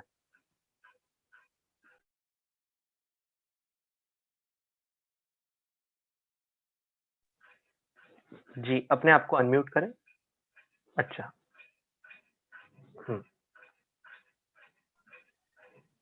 जी। ओम नमः सिद्धेव्या। प्रवर्तमान गोष्ठी में मेरा विषय है हुए हैं न होंगे मुनि कुंद से। गोष्ठी का विषय भी यही है और मेरा विषय भी यही है। यह लाइन पंडित वृंदावन दास जी ने लिखी है और इस लाइन को पढ़कर पता चलता है कि वृंदावन दास जी के चित्त में आचार्य कुंद के प्रति कितनी अपार भक्ति और स्नेह रहा होगा कि उन्होंने ये लिख दिया कि कुंद आचार्य जैसे आचार्य ना हुए हैं न होंगे। इसको हम दूसरी भाषा में कहें तो कह सकते हैं ना भूतो न भविष्यति। कि कुंद आचार्य ऐसे आचार्य थे ना जो पहले हुए न होंगे। सचमुच वृंदावन दास जी अध्यात्म के बड़े प्रेमी थे। आप सबको पता हो कि वृंदावन दास जी ने पंडित जयचंद जी छाबड़ा को एक चिट्ठी लिखी थी और उस चिट्ठी में बहुत सारे प्रश्न थे और बहुत सारे निवेदन था कि वो छाबड़ा जी से उन्होंने कहा था कि आप मुझे अध्यात्म पढ़ाओ, अध्यात्म की शिक्षा दो। तो इससे पता चलता है कि वृंदावन दास जी कितने बड़े आध्यात्मी थे। सचमुच जो बड़ा आध्यात्मी होता है उसे कुंद कुंद आचार्य की महिमा आए विघन नहीं रहती। अब मैं आपसे पूछना चाहता हूँ, कुंद कुंद आचार्य ने ऐसा क्या किया जिससे आज वो महान है? कोई लोग बोलेंगे अरे वो विदेश क्षेत्र गए थे ना इसलिए महान है। अरे विदेश क्षेत्र के जाने से महान होते तो आप सबको पता होना चाहिए, विदेश क्षेत्र तो पूज्यपाद आचार्य भी गए थे। आज उनके इतने गीत नहीं गाए जाते, कुंद कुंद आचार्य के इतने गीत क्यों गाए जाते हैं? क्या विदेश क्षेत्र जाने से गाए जाते हैं? तो मैं कहूंगा नहीं, क्योंकि विदेश क्षेत्र जाना उनकी व्यक्तिगत उपलब्धि थी। कहीं भी उन्होंने इसको सामूहिक उपलब्धि के रूप में परिवर्तित करना नहीं चाहा। कहीं भी इन्होंने ग्रंथों में विशेष रूप से सीमंदर, परमात्मा इत्यादि का उल्लेख कर उसका श्रेय नहीं लेना चाहा कि हाँ मैं विदेश क्षेत्र गया था। तो ये तो नक्की हुआ कि कुंद कुंद आचार्य की महिमा विदेश क्षेत्र जाने से नहीं थी। फिर कुंद कुंद आचार्य की महिमा किससे है? हम जानना चाहते हैं कि कुंद कुंद आचार्य आके महान क्यों है। तो मैं आपसे कहना चाहता हूँ, कुंद कुंद आचार्य महान है, उसका एकमात्र कारण है उनका दिया हुआ आध्यात्मिक ज्ञान। उनने जो हमें आध्यात्मिक ज्ञान दिया, इससे कुंद कुंद आचार्य महान है। क्यों? कुंद कुंद आचार्य के पहले आगम शैली के अनेकों ग्रंथ लिखे गए थे और उनमें गुण स्थान का, मार्गणा स्थान का, जीव स्थान का बहुत विस्तृत वर्णन था।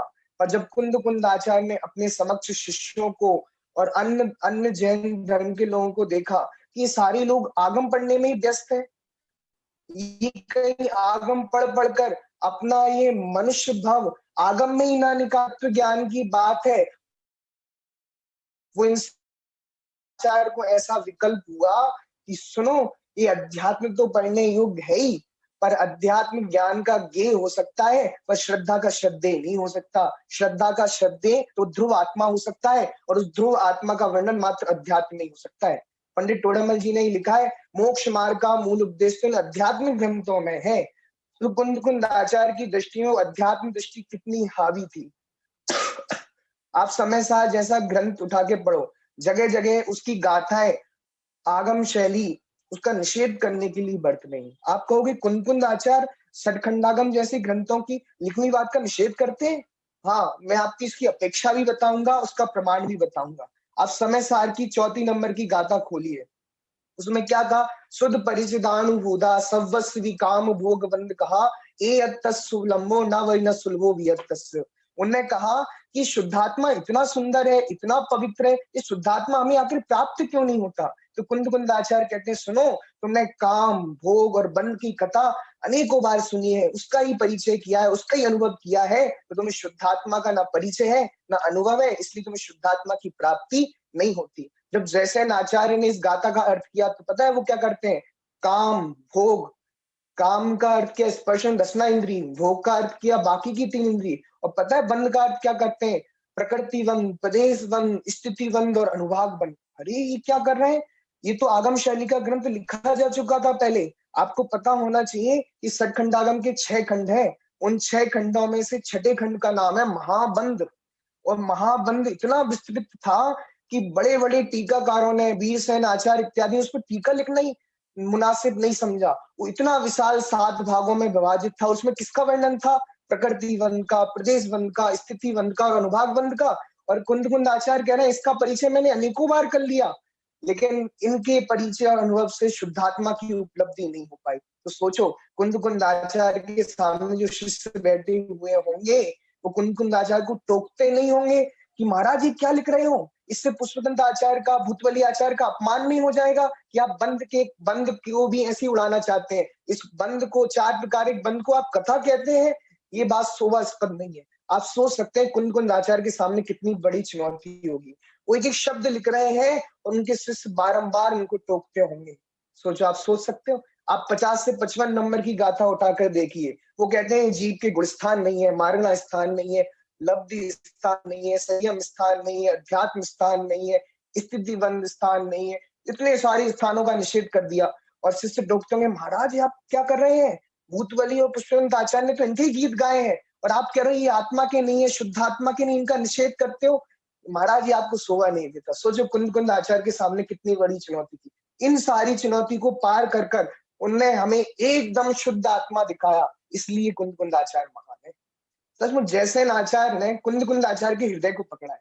एक जगह जयसेन आचार्य लिखते हैं, विपाक विषय धर्म ध्यान से अंध हुई है बुद्धि जिसकी, जो कर्मों के खेल में डले हुए हैं कि इसके उदय से ऐसा होता है, इसके उदय से ऐसा होगा, तो जो कर्म के उदयों के चक्कर में पड़े हुए हैं और कर्म की चर्चाओं में ही लगे रहते हैं, शुद्धात्मा की चर्चा नहीं पढ़ते, शुद्धात्मा का ध्यान नहीं करते, तो कहते हैं सुनो उनकी बुद्धि अंध है, क्योंकि उन्हें शुद्धात्मा की प्राप्ति होने वाली नहीं। तो कुंद कुंद आचार्य अध्यात्म का एकदम निरूपण करके हमें वो शुद्धात्मा दिखाया, वो अस्तामलक कर दिया शुद्धात्मा को। जैसे आंवला हाथ पे रखा हुआ होता है, वो एकदम उसकी रेखाएं सब कुछ स्पष्ट दिखती हैं, तो हाथ में रखे आंवले की भांति उन्हें शुद्धात्मा में स्पष्ट किया। इसलिए कुंद कुंद आचार्य मानते, इसलिए वृंदावन दास जी को लिखना पड़ा, हुए हैं ना होंगे मुनि कुंद कुंद से। और कुंद कुंद आचार्य क्यों महान है? बस अध्यात्म की असली महान है, आपको पता होना चाहिए। कुंद कुंद आचार्य को इतिहासकारों ने कलिकाल सर्वज्ञ की उपाधि दी है। इतिहासकार में 3 आचार्यों को कलिकाल सर्वज्ञ कहा जाता है, एक कुंद कुंद आचार्य, एक समंतबद्ध आचार्य और एक वीरसेन आचार्य, जिन्होंने धवला की टीका लिखी थी। कुंद कुंद आचार्य को कलिकाल सर्वज्ञ क्यों कहा जाता है पता है? कुंद कुंद आचार्य ने इस कलिकाल में जन्म लेकर हमें सर्वज्ञ का विरह भुला दिया, इसलिए वो कलिकाल सर्वज्ञ कहलाए। ये उपकार है उनका। उनने प्रवचन सार जैसा ग्रंथ लिखकर उसके ज्ञानाधिकार में सर्वज्ञता की सिद्धि की, इसलिए वो कलिकाल सर्वज्ञ है। सचमुच कुंद कुंद आचार्य का हमें उपकार है कि उन्होंने हमें अध्यात्म दिया और उसके साथ साथ सर्वज्ञता की श्रद्धा की नींव दी। बोलो, अगर सर्वज्ञता का इतना विस्तृत स्वरूप हमारे सामने नहीं आता तो हम क्रमबद्ध पर्याय निकाल पाते? कुछ भी संभव नहीं था। तो जितने भी हमारे आत्महितकारी प्रयोजनभूत चीज कुंद कुंद आचार्य ने बता दी, तो सचमुच कुंद कुंद आचार्य की मान्यता अन्य चीजों से ना होकर मात्र आध्यात्मिक ग्रंथों से है, क्योंकि अध्यात्म ही हमारे कल्याण का मूलभूत है। इस प्रकार कुंद कुंद आचार्य की जो देन मूल अध्यात्म है, हम उसका निरंतर चिंतन मनन और पठन पाठन करें और सचमुच जो कुंद कुंद आचार्य ने मार्ग बताया उस पे ही चलें। इसी मंगल भावना से अपनी वाणी को विराम देता हूँ। जय जय। बहुत ही सुंदर। सभी वक्तागण और सभी श्रोतागण जोरदार कर्तव्य ध्वनि के माध्यम से भाई अमन जैन का अभिवादन करें, धन्यवाद ज्ञापित करें। बहुत ही सुंदर, उनका पूरा विषय ही बहुत ही सुंदर था, आप सभी ने सुना है। बस मैं तो एक ही लाइन कहना चाहूंगा, यदि आचार्य कुंद कुंद देव को यदि हम कलिकाल सर्वज्ञ नहीं कहेंगे तो और किसको कहेंगे? और यदि ये पूरी लाइन है, पंक्ति है, हुए ना होंगे मुनि कुंद कुंद जैसे, यदि कुंद कुंद आचार्य के लिए हम ये प्रयोग नहीं करेंगे तो किसके लिए करेंगे? ये सारी चर्चाएं बहुत ही सुंदर रूप से भाई अमन ने की है। अब समय को ध्यान में रखते हुए मैं आगे के लिए भाई साहब जिन कुमार जी भाई साहब को बुलाना चाहूंगा कि अचिंत जैन की चित्रकला की प्रस्तुति के लिए मैं उनसे निवेदन करूंगा कि वे कृपया आए। और बहुत बहुत धन्यवाद भाई पल त्रिवेदी। भावनाओं को व्यक्त करने का अलग अलग माध्यम है। जो अच्छे विद्वान हैं, जिनके पास शब्द का अच्छा भंडार है, वे अपने शब्दों के माध्यम से अपनी भावनाओं को व्यक्त करते हैं, धर्म के प्रति, आचार्य देव के प्रति। ऐसे एक विद्यार्थी ने चित्रकला के माध्यम से आचार्य कुंद कुंद देव के प्रति अपनी भावना को व्यक्त करने का एक बहुत सुंदर प्रयास, सफल प्रयास किया है। मैं निवेदन करता हूं उस चित्र को यहाँ से दिखाया जाए।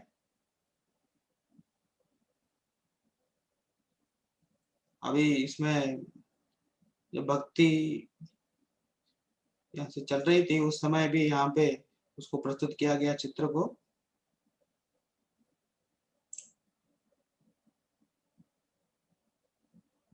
हाँ जगदीशन, मेरी बात सुन रहे हैं जगदीशन?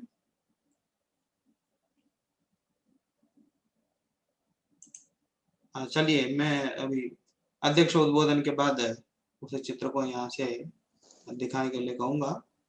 चलिए पल त्रिवेदी आगे बढ़ाइएगा।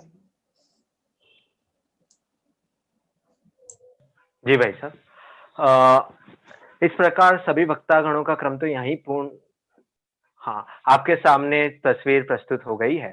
सभी जोरदार कर्तव्य ध्वनि के माध्यम से भाई अचिंत का धन्यवाद ज्ञापित करें। बहुत ही मार्मिक तस्वीर है, आप सब देख सकते हैं आचार्य कुंद कुंद देव की। प्रवचन सार ग्रंथ पूर्ण हो गया है, आप देखेंगे सामने रखा हुआ है और समय सार लिखा जा रहा है। एक उसमें भी उसमें इस प्रकार मनोविज्ञान को पिरोने का एक अच्छा प्रयास किया है अचिंत जैन ने। चलिए आगे बढ़िए। इस प्रकार सभी वक्तागणों का और संगोष्ठी का क्रम यहाँ ही पूर्ण होता है, लेकिन अंतोगत्वा में भाई साहब को निवेदन करूंगा, हमारे आज के अध्यक्ष आदरणीय डॉक्टर अरविंद कुमार जी भाई साहब जो जयपुर से हैं, उनसे निवेदन करूंगा कृपया वो आए और संगोष्ठी के विषय में साथ ही वक्तागणों पे आप टिप्पणियां करें और साथ साथ में अपने वक्तव्य को भी प्रदान करें। ऐसा मैं आदरणीय भाई साहब से निवेदन करूंगा, कृपया वो आए और अपने वक्तव्य को प्रदान करें।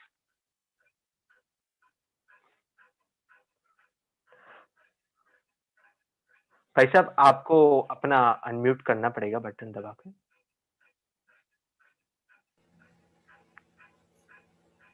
जी भाई साहब हो गया। सुरासुर मणु सिंध वंदिदम धोई घायिकम ममलम प्रणमामि बड्ढमाणम चित्तम धम्मस्य कत्तारम।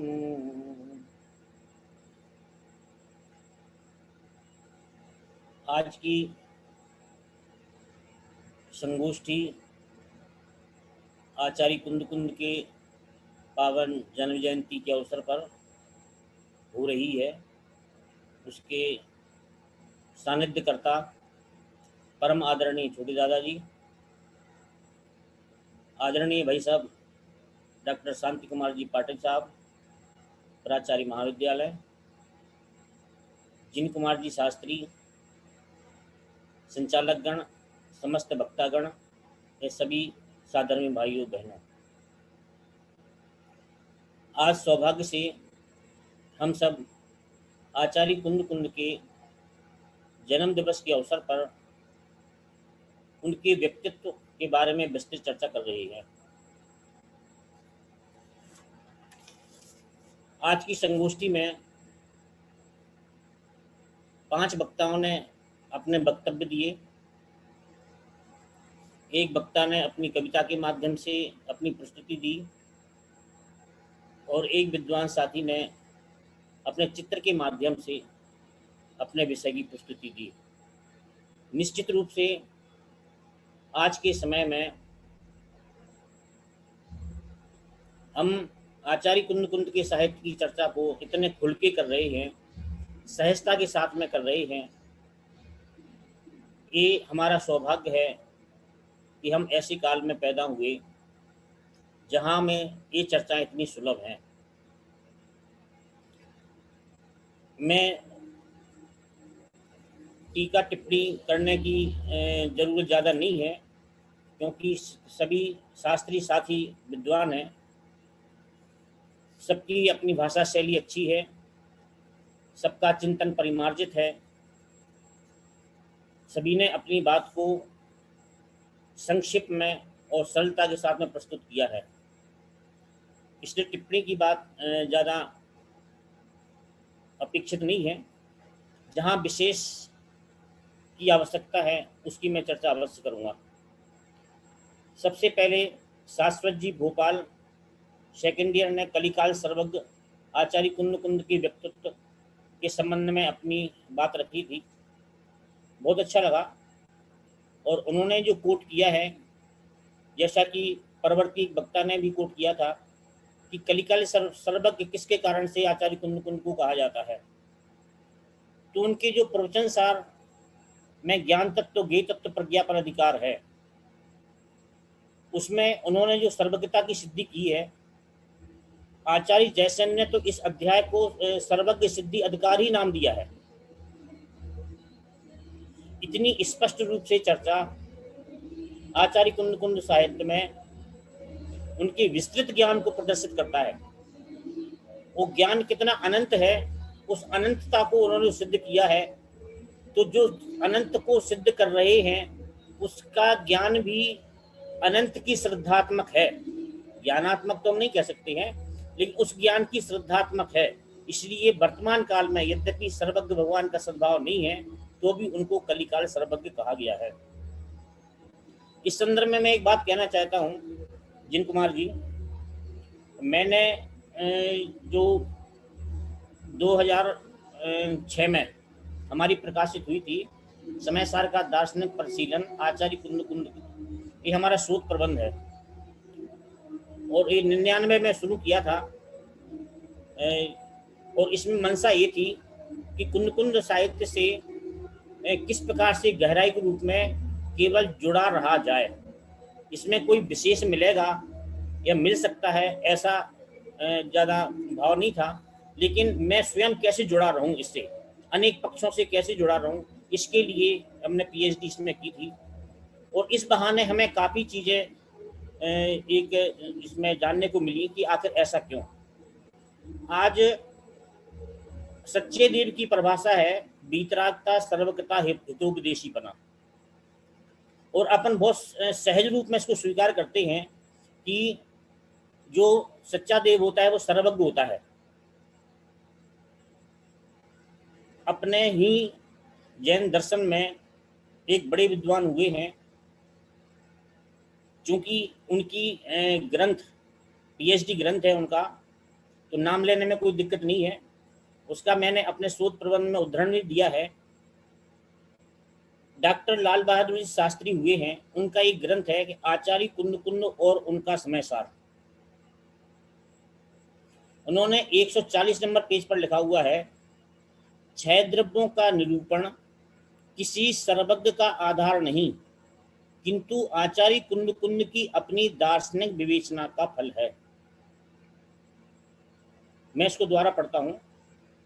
6 द्रव्यों का निरूपण किसी सर्वज्ञ का आधार नहीं, किंतु आचार्य कुंद कुंद की अपनी दार्शनिक विवेचना का फल है। 6 व्यवस्था नहीं है, जो 6 द्रव्य अपन कहते हैं वो नहीं, आचार्य कुंद कुंद ने अपने दर्शन के हिसाब से सिद्ध किया है। यद्यपि देखो श्वेतांबर में काल को काल द्रव्य नहीं मानते हैं, द्रव्य नहीं मानते उसके लिए, क्योंकि उसकी पर्याय नहीं होती हैं। तो ऐसी कुछ मनसा को लेकर के वो कितनी बड़ी हिम्मत की है, मैंने कुंद कुंद की अपनी अवधारणा है, उनका कोई आगम आधार नहीं है। ये बहुत ही चिंतनीय बात है जो उन्होंने बात को कही है, ऐसा भी कहा जा सकता है। अच्छा, मैं सर्वज्ञता के बारे में एक बात और कहना चाहता हूँ।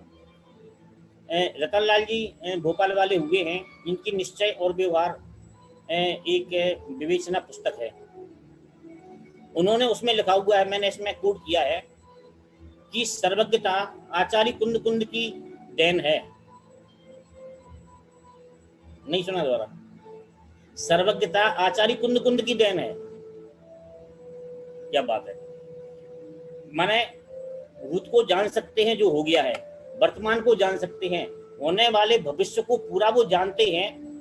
ऐसा होगा ऐसा तो जान सकते हैं, लेकिन ऐसा है बिल्कुल ऐसे कैसे जानते हैं? ये बहुत ही प्रसिद्ध चर्चा है जो कि चलती रहती है। माने जैन दर्शन का मूल आधार सर्वज्ञता है, और आज स्थिति ये हो गई है कि हम बड़े विद्वान उस सर्वज्ञता को ही स्वीकार नहीं कर पा रहे हैं, जबकि आचार्यों ने सर्वज्ञता सिद्ध की है। न्याय का मूल विषय ही सर्वज्ञता है।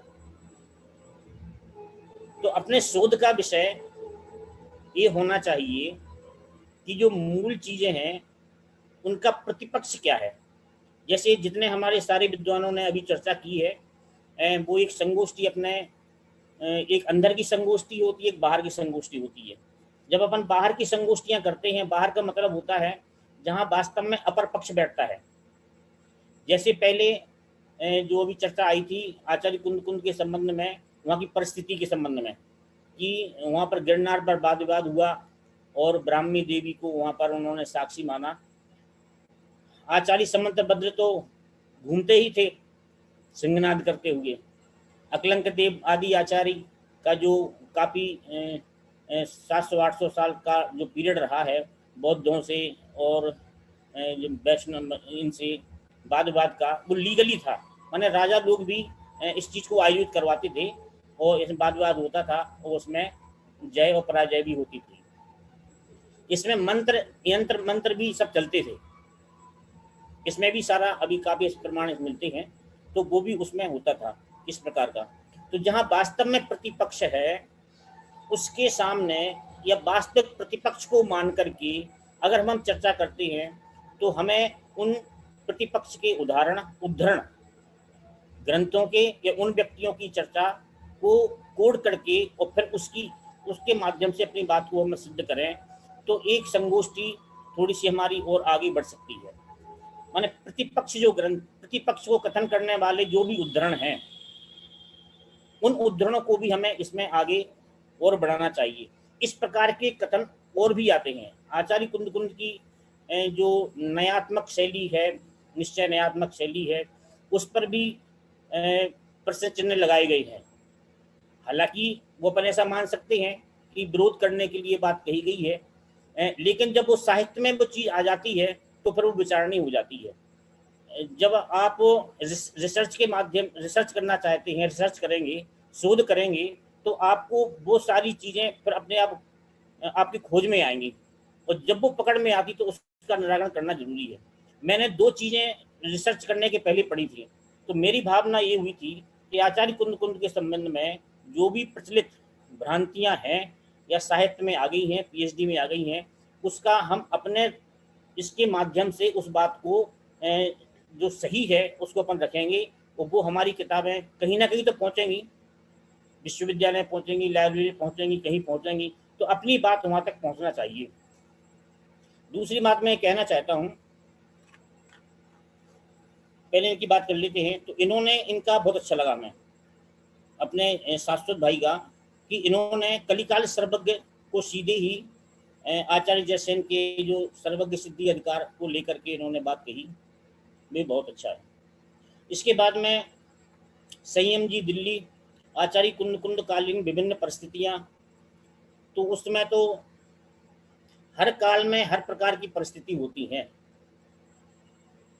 उसमें वो सकारात्मक होती हैं और नकारात्मक भी होती हैं। आप अगर सकारात्मक भाव से काम करेंगे तो बहुत अच्छा काम कर सकते हैं और नकारात्मक भाव से काम करेंगे तो करना बहुत मुश्किल हो जाएगा। देखो, विद्वान वह है जो अपनी बात को बहुत साफ सुथरी भाषा शैली में प्रस्तुत कर दे। भाषा और शैली दोनों हमारी सभ्यता का सूचक है, इसलिए हमारी भाषा और शैली बिल्कुल मर्यादित और एक जैन जैसी होना चाहिए। बात आप अपनी कितनी ही कठोर करें, वो नए अपने आप बात कठोर करेगा। अपन को अपनी तरफ से कुछ नहीं करना है। नए विवेचना ही बात को दृढ़ता के साथ में रखता है। हम शब्दों में दृढ़ता क्यों लाएं या कठोरता क्यों लाएं? अब आचार्य कुंद ने लाई है, उनका एक प्रशासक संघ के दौरान वो नायक थे, तो उनका कर्तव्य था करना, और वो उस पद पर थे तो वो कर रहे थे। लेकिन हम उनकी बात को लेकर के और हम उन जैसा कहने लगे, उन्होंने ऐसा कहा, ऐसा अपन कहें। अपनी तरफ से इस प्रकार की हमें नहीं कहना चाहिए। तो भाषा शैली हमारी बहुत ही मर्यादित हो, अच्छी हो, और दृढ़ता की जहाँ तक बात है तो नए आपको दृढ़ता प्रदान करेगा। तो इसमें जो परिस्थितियां हैं, कोई अनुकूल परिस्थिति नहीं थी, लेकिन इतनी विपरीत परिस्थिति नहीं थी कि जैन धर्म के प्रचार प्रसार करने में आचार्य कुंद को कोई परेशानी आई हो। और आचार्य कुंद वो मील के पत्थर हैं। अगर आचार्य कुंद का मील का पत्थर निकाल दिया जाए तो सारी परंपरा दिग्भ्रमित हो जाएगी। इसके माध्यम से हम ये कहना चाहते हैं, किस आचार्य ने को कितना ज्ञान था ये तो महत्वपूर्ण है ही, लेकिन उन आचार्य ने अपने ज्ञान को किसी भी माध्यम से कितना लिपिबद्ध किया है, चाहे वो ग्रंथ के माध्यम से हो, चाहे उनकी बात शिलालेख में आई हो, चाहे उनकी बात कई प्रशस्ति में आई हो। माने उसका जो प्रमाणीकरण भविष्य में कैसे होगा वो बात आना चाहिए। आचार्य कुंद के पहले हमारे पास ग्रंथ नहीं है, लेकिन खूब ग्रंथ लिखे गए होंगे। इनके बाद में भी बहुत ग्रंथ जलाए गए हैं और भी ग्रंथ होंगे, इतने इनके उपलब्ध हैं। लेकिन आचार्य कुंद की देन ये है कि उन्होंने सभी विषयों पर अच्छा लिखा और वो ग्रंथ सुरक्षित रहे। इतनी विशाल मात्रा में, माने एक योजनाबद्ध तरीके से उन्होंने ये द्वादशांग को मूलभूत विषयों पर अपनी बात को रखा है। मैं समझता हूँ कि वह एक टर्निंग पॉइंट है जहां से मूल संघ को एक दिशा मिली है, नहीं तो मूल संघ भटक जाता। अगर कल्पना अपन करें कि कुंद कुंद का साहित्य नहीं है तो आगे फिर कितना अंधकार अपन महसूस करेंगे, अपन कह नहीं सकते हैं। आज हर बात में आचार्य कुंद कुंद चाहिए। मूर्ति का अपन निर्माण करते हैं तो उसकी प्रमाणिकता के लिए आपको आचार्य कुंद कुंद चाहिए। कहीं भी किसी परिस्थिति में आदमी आचार्य कुंद कुंद चाहिए। तो ऐसा क्यों चाहिए? क्योंकि उन्होंने दिया है। ज्ञान का हमें स्थापना करना चाहिए। अगर हम में ज्ञान है तो अपन लिखने के माध्यम से उसकी स्थापना करें। तो विद्वानों को, जो अपन नए साथी हैं, मैं आग्रह करना चाहता हूं कि आप लिखें। आपके लेख प्रकाशित होते हैं नहीं होते हैं, अब इसकी चिंता नहीं करें। अब क्योंकि अपने अपने व्हाट्सएप ग्रुप हैं तो आपस में ही हम अपने लेखों को आदान प्रदान कर सकते हैं। लेकिन लिखें और पूर्ण संदर्भ के साथ लिखें, और जो प्रतिपक्ष प्रमाण हैं उनको अपन जितना सशक्त तो ईमानदारी से रखेंगे और फिर उसका निराकरण करेंगे, हमारा लेख हम उतने ही प्रमाणिक होंगे। तो हमें एक तो लिखने की जो परंपरा है हमें विद्वानों को बनाना चाहिए। इस संदर्भ में कहना चाहता हूं कि अभी मेरे पास में कुछ बुक्स बाकी हैं, तो जो विद्वान साथी थर्ड ईयर के जो शास्त्रीय विद्वान हैं ये ग्रंथ चाहते हों हमारा शोध प्रबंध, तो किसी भी एक विद्यार्थी वो नाम ले लें, और जब मैं जयपुर आऊँगा तो स्मारक तक मैं अपने हाथ से दे दूंगा जब आप लोग आएंगे। तो ऐसे हमें शोध प्रबंध अपने इकट्ठे करना चाहिए और शोध की दिशा में आगे बढ़ना चाहिए। तीसरे, संयम जी खनिया दाना थर्ड ईयर, इन्होंने बोला था या स्वानुभव जी ने बोला था? मंगलम कुंद कुंदाद्य, स्वानुभव जी। हाँ, दो नाम आए थे। इसमें संयम लिखा हुआ था पहले, स्वानुभव जी ने बोला था इसमें। तो उसमें इन्होंने जो मंगलम जो व्याख्या की मुझे बहुत अच्छी लगी।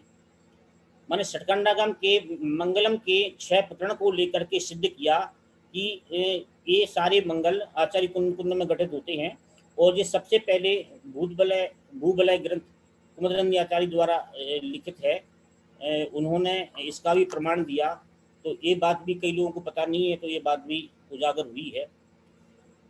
इसमें थोड़ा सा और अपन कर सकते हैं कि कुंद कुंद आमनाय, सरस्वती गज और बलात्कार गण, 3 चीजें साथ में प्रशस्तियों में आती हैं।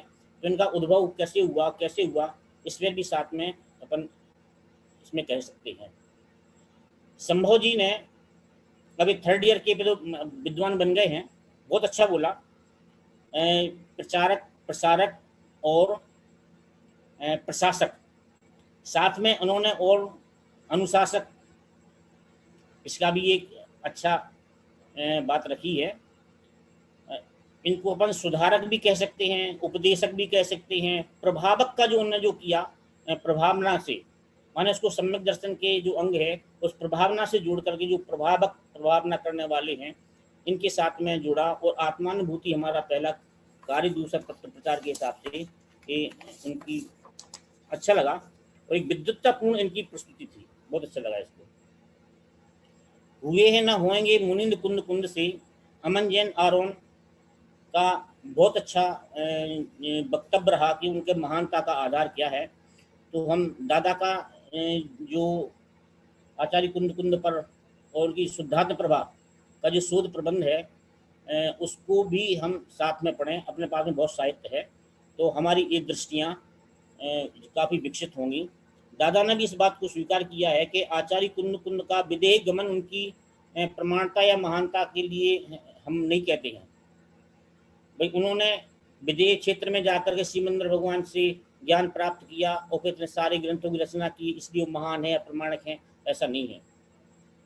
जाकर के उनका ज्ञान परिमार्जित हुआ है, वृद्धि हुई है, अपन ऐसा कह सकते हैं, क्योंकि उनके जो गुरु थे जिनचंद, और जिनचंद के पहले थे माघनंदी मुनिराज, तो वहाँ तक तो अंग का अवशेष था, तो उनको प्रमाणिक और सम्यक ज्ञान उनको प्राप्त था। और महावीर की परंपरा में उनको 3 जो धाराएं हैं, तीनों धाराओं को ज्ञान प्राप्त था उनके लिए। अपनी माघनंदी परंपरा का ज्ञान था, दूसरे कसाय पाहुड़ की परंपरा का उन्हें ज्ञान था, और षटखंडागम पर तो उन्होंने 3 खंडों पर तो टीका ही लिखी है परिक्रम नामक, तो वो एक ऐसा केंद्र थे जो तीनों धाराओं के, तो वो स्वयं ही अपनी जो मूल संघ की धारा है उससे ही महान थे, उससे ही समृद्ध थे। लेकिन उन्होंने जो विस्तृत साहित्य रचा है, मैं समझता हूं कि आज उनको इस बात से याद किया जाता है। सभी क्षेत्रों में और प्रमाणिक साहित्य दिया है, ये उनकी बहुत बड़ी महानता है। काफ़ी चीज़ हैं कहने के लिए, कई इसमें नए विषय और निकल सकते हैं और निकलते हैं, तो उन संभावनाओं को भी हमें, क्योंकि विद्वान साथी है और आगे इसमें शोध दृष्टि अपनी कई छात्रों की अच्छी है, उनको इसको बढ़ाना चाहिए और विषयों को लेकर के शोधात्मक अपनी आलेख लिखें और अपर पक्ष के प्रमाण को संदर्भ पूरा अमल रखें और फिर उसका हम प्रमाण से ही उसके लिए उसका निराकरण की अपनी बात रखें, तो हमारी बात और परिपुष्ट होती जाएगी। मैं धन्यवाद देना चाहता हूं जिनचंद जी को कि जिन्होंने मुझे अवसर प्रदान किया, और क्योंकि मैं तो शास्त्री, मेरी 84 की शास्त्री है, मैंने 1984 में मेरी शास्त्री हो गई थी और 86 में जैन दर्शनाचार्य मैंने यहीं रहकर किया है और फेडरेशन का काम 3 साल किया कार्यालय में रहकर। मैंने पाटनी जी, दादा, बाबू भाई और अपने बाबूजी, इन सब के साथ में बहुत निकटता से मेरा काम रहा है, ऑफिशियल वैसे भी काम रहा है। और भाई साहब के तो नीचे रहकर ही काम सारा सीखा हुआ है, तो रहने का अच्छा मौका मिला है, कार्यालय को समझने का मौका मिला है और ये आज सौभाग्य दिया है जिनचंद जी ने, इनका मैं धन्यवाद ज्ञापित करता हूँ। और सभी वक्ता क्योंकि विद्वान साथी हैं, अपनी शोधात्मक दृष्टि को बनाएं, रचनात्मक दृष्टि को बनाएं, क्योंकि हमारी रचना ही हमें आगे हमको स्थिर रखेगी और वो हमारे समाज के काम में आएगी, आत्मानुभूति में सहायक हो और तत्व प्रचार में सहायक हो। इसी भावना के साथ में अपनी बात सुना। बहुत ही सुंदर चर्चा आदरणीय भाई साहब ने की है, जोरदार करतब ध्वनि के माध्यम से उनका धन्यवाद ज्ञापित करते हैं। बहुत ही सुंदर। आचार्य कुंद कुंद देव को जन जन के हृदय तक पहुंचाने वाले हमारे आदरणीय छोटे दादा हमारे बीच में है, जिसके हम सब बहुत ही समय से जिज्ञासु पिपासु होकर बैठे थे। तो आदरणीय दादा हमारे बीच में उपस्थित है, तो मैं उनसे निवेदन करूंगा कि वो कृपया वसंत पंचमी पर संबोधन दे हमें। आदरणीय दादा। सुबह हो गया ना मेरा, सुबह हो गया था ना मेरा पौन घंटे तक। हाँ जी दादा। हाँ अभी अभी अभी कुछ आपको कुछ कहना हो कार्यक्रम के संदर्भ में, कुछ मंगल आशीर्वाद। कार्यक्रम पूरा सुना नहीं है, अभी अरविंद जी का भाषण सुन रहा था, बाकी ज्यादा कुछ सुना नहीं है, इसलिए क्या कहना, सुबह में पौन घंटा बोल चुका हूँ, बहुत अच्छा था। धन्यवाद। हम आदरणीय दादा का बहुत बहुत धन्यवाद करते हैं, जोरदार करतब ध्वनि के माध्यम से उनका धन्यवाद ज्ञापित करते हैं। धन्यवाद दादा। और हमारे बीच में भाई साहब सुनील जी भाई साहब भी उपस्थित हैं, उनका भी जोरदार करतब ध्वनि के माध्यम से हम स्वागत करते हैं, अभिनंदन करते हैं। अब अंत में मैं आदरणीय जिन कुमार जी को, भाई साहब को बुलाऊंगा कि कृपया वो आए और आभार प्रदर्शन। बहुत बहुत धन्यवाद भाई पल त्रिवेदी को, बहुत इस कार्यक्रम का सफल संचालन आपने किया। आदरणीय दादा का विशेष उद्बोधन हमें सुबह मिला, 45 मिनट का वो प्रवचन है। आप YouTube पर जाएंगे, आचार्य कुंद कुंद पर आदरणीय दादा का प्रवचन, उस नाम से आप सर्च करेंगे तो आपको मिल जाएगा, PTST चैनल पर है। 45 मिनट पर उन्होंने आचार्य कुंद कुंद के व्यक्तित्व कर्तृत्व पर बहुत सुंदर व्याख्यान उसमें किया है, आप उसमें से भी सुन सकते हैं। उसका प्रसारण भी हमने सुबह किया था, जो लोग सुन नहीं पाए वो दोबारा उसमें से सुन सकते हैं। सबसे पहले तो मैं आदरणीय दादा का हृदय से हमारे समस्त महाविद्यालय परिवार की ओर से आभार व्यक्त करता हूँ। वे उपस्थित होकर के उन्होंने हमारे विद्यार्थी वक्ताओं को सुना और हमारे अध्यक्ष महोदय का जो अंतिम वक्तव्य है, उद्बोधन भी उन्होंने सुना, अपना मार्गदर्शन उन्होंने दिया।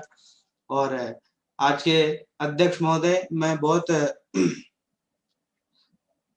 उनका आभार व्यक्त करता हूँ। अपने एकदम व्यस्ततम उनका शेड्यूल है, उसमें से समय निकाल करके उन्होंने हमें इस कार्यक्रम में आने की स्वीकृति दी है।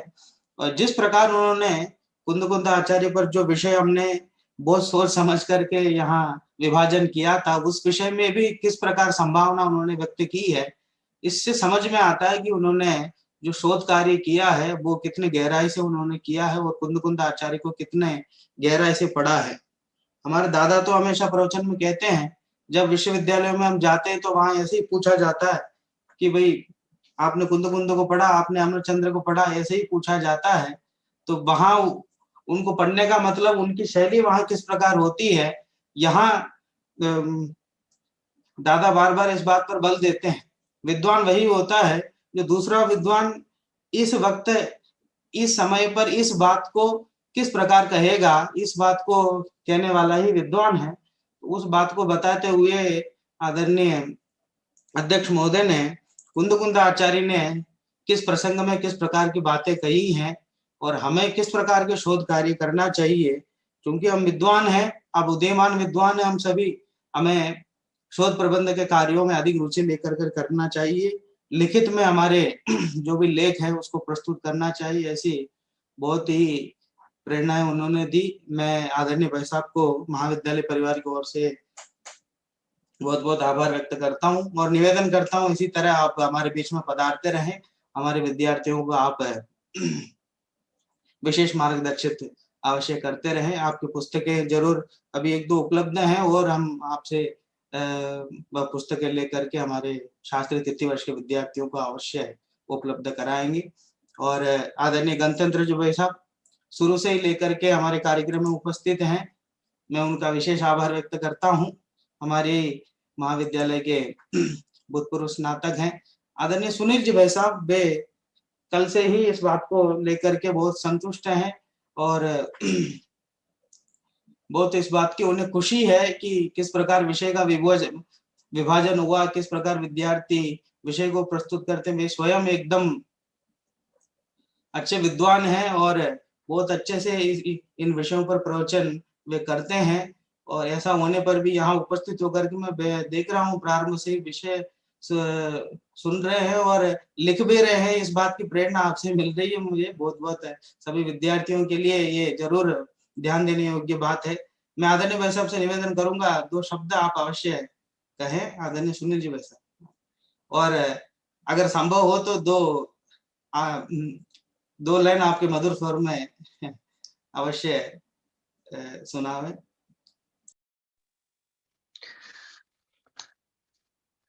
हम आप सबके धर्म पिता आदरणीय दादा चरण स्पर्श करते हैं। और जिन कुमार जी, जब से मैंने अपने स्नातक परिषद के पीटीएसटी के ग्रुप के ऊपर आज की संगोष्ठी के बारे में सुना था, बहुत ही मतलब मैंने लगभग पूरी जो लिंक है, पता नहीं कितने लोग जुड़ पाए हैं नहीं जुड़ पाए हैं, लगभग 50-60 यहाँ के मोक्षों को भी मैंने लिंक भेजी थी कि आप ये नवोदित जो विद्वान है कितना सुंदर सुंदर विषय के ऊपर बोलेंगे। और खास करके अरविंद जी भाई साहब का भी एक आकर्षण था मुझे व्यक्तिगत उन्हें सुनने का। बराबर मैं अपने स्वाध्याय के बाद जुड़ पाया तो उन्हें भी मैं सुन पाया हूँ। उनसे मुझे व्यक्तिगत आज जिन कुमार जी, मुझे उनका नंबर भी चाहिए, आप बाद में भेज दीजिएगा मैं उनसे भी बात करूंगा। बाकी तो आदरणीय दादा के मार्गदर्शन में मैं प्रातः काल का अभी व्याख्यान नहीं सुन पाया हूँ, लेकिन अभी रात में जरूर सबसे पहले अभी मैं सुनूंगा दादा का।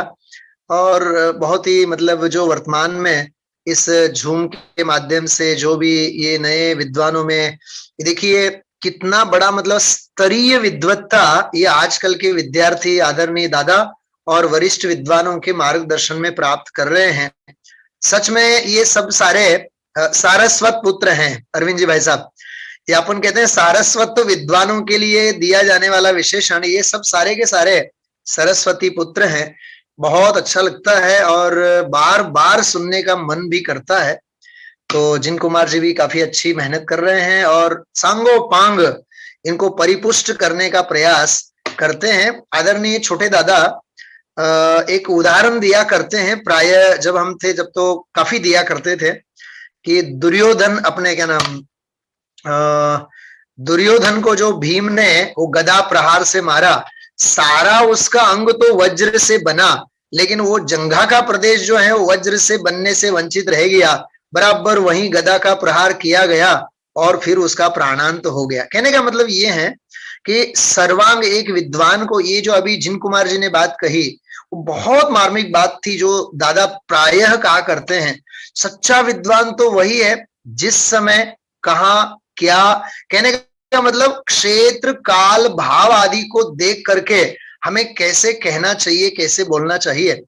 जिन कुमार जी, मैं आपको एक स्लाइड बना के भेजूंगा आज स्वाध्याय के बाद, गुजराती का अंश है, उसका हिंदी में भी अनुवाद करूंगा। जो वर्तमान में जो परिस्थितियां हैं उसके संदर्भ में जो दादा पिछले कई महीनों से कहते आ रहे हैं, वो बात आज के प्रवचन में, गुरुदेव श्री के प्रवचन में आई बात कि भाई समाज में क्या हो रहा है क्या नहीं हो रहा है, उसमें हमें माथा नहीं मारना चाहिए। जिसके जो अभिप्राय है, जिसकी जो मान्यता है, उसका वह जिम्मेदार है। हमें तो अपने आत्म कल्याण के लिए अपने मार्ग को आगे प्रशस्त करना चाहिए। बहुत बढ़िया बात थी, आप दादा तक ये बात पहुंचाना। समय तो काफी हो गया है। बहुत सुंदर मैं कुछ पंक्तियां यहाँ आज के इस पावन उपलक्ष्य में यहाँ दोहराना चाहता हूँ। मैं सुन रहा हूँ भैया। हाँ जी दादा। जय हिंद। हाँ, चरण स्पर्श दादा। धन्य धन्य गुरु संत शिरोमणि कुंद कुंद आचार्य हैं। धन्य धन्य गुरु संत शिरोमणि कुंद कुंद आचार्य हैं। वीर जिनेश्वर गुरु गौतम के सच्चे वारिसदार हैं। सीमंदर संदेशा लाए परमागम के पात्र में, सीमंदर संदेशा लाए परमागम के पात्र में।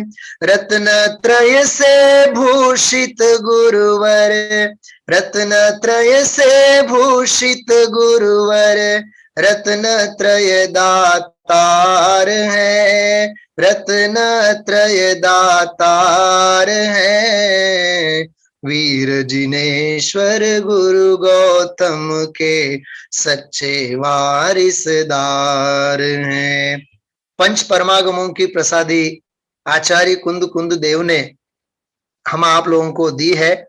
और ये बात जो मेरे ख्याल से अरविंद जी भाई साहब ने कही थी सालों पहले प्रवचन सार के ऊपर, जब आदरणीय दादाजी के प्रवचन चलते थे, मेरे पास वो तारीख भी लिखे हुए हैं उस समय के उस प्रवचन सार ग्रंथ में। दादा ने एक प्रवचन में कहा था, पुण्य फला अरहंता वाली गाथा, उसके व्याख्यान में बात कही थी, आचार्य कुंद कुंद देव विदेह गए, ये महानता की बात नहीं है।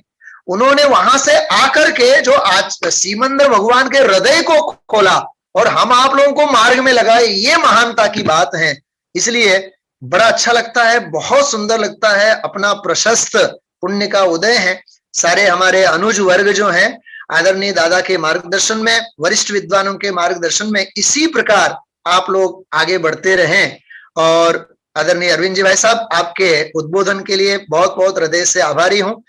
जिन कुमार जी, व्यक्तिगत मुझे आपने ये भेजा और मुझे समझो इस मार्ग से और जुड़ने का और आपने प्रेरित किया।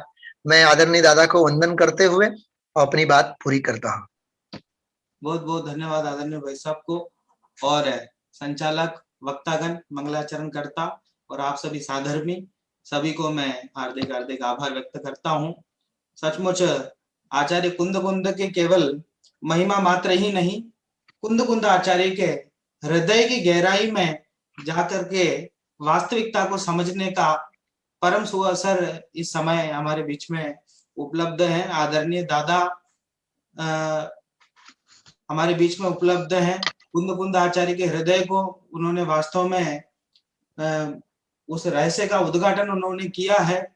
रोजाना समय सार विषय पर प्रवचन चल रहा है आदरणीय दादा का, पीटीएसटी यूट्यूब चैनल पर भी और इसी जूम आईडी पर भी आप सुन सकते हैं। 9 से 10 बजे तक आदरणीय दादा का प्रवचन चल रहा है। आचार्य कुंद कुंद का ही ग्रंथ समय सार जो ग्रंथ है, उस ग्रंथ का जो मर्म है उसे रोजाना ही उसकी चर्चा आदरणीय दादा कर रहे हैं और भी विशेष प्रसंगों पर आदरणीय दादा कुंद कुंद आचार्य को याद करते हैं। कुंद कुंद शतक आदि जो रचनाएं हैं वो तो आदरणीय दादा ने की ही है। उसके साथ जो अभी जो नवीन रचनाएं भी आदरणीय दादा लिख रहे हैं उसमें भी पंच परमागमों को सार कुंद कुंद आचार्य जो वाणी है उसी का सार उसमें उन्होंने प्रस्तुत किया है। ऐसे आदरणीय दादा हमारे बीच में उपलब्ध हैं। हम जरूर इस परम अवसर का लाभ लेते हुए कुंद कुंद आचार्य की वाणी का जो मर्म है, वस्तु स्वरूप है, उसको हम सभी समझें। और इस दिन कुंद कुंद आचार्य की जन्म जयंती के अवसर पर हम ये संकल्प ले हुए, जिन आचार्य ने अपना पूरा जीवन लेखन में, जैन धर्म के लेखन में, साहित्य लेखन में लगाया है, हम भी अपनी ओर से उस जैन दर्शन का अध्ययन करें, मनन करें, चिंतन करें, संभव हो तो लेखन करें। जैसे भी जिससे भी हमारी योग्यता हो उस योग्यता के अनुसार पूरी ईमानदारी पूर्वक नीति से हम इसका अध्ययन मनन स्वाध्याय आदि करें। ऐसे संकल्प पूर्वक आदरणीय दादा की आज्ञा से इस सायंकालीन सभा को यहीं पूर्ण करते हैं। बोलिए आचार्य कुंद कुंद देव की।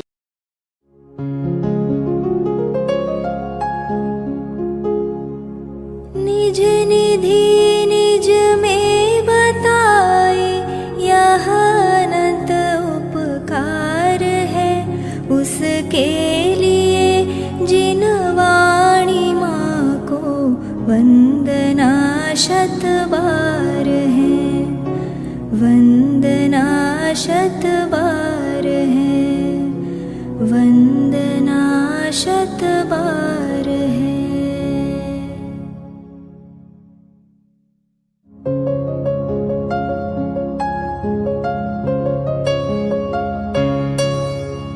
हे जिन वाणी भारती तो ही जपो दिन रैन, जो तेरी शरणा गहे सो पावे सुख चैन। जा वाणी के ज्ञान ते सूझे लोकालोक, सो वाणी मस्तक नवो सदा देत हो ढोक, सदा देत हो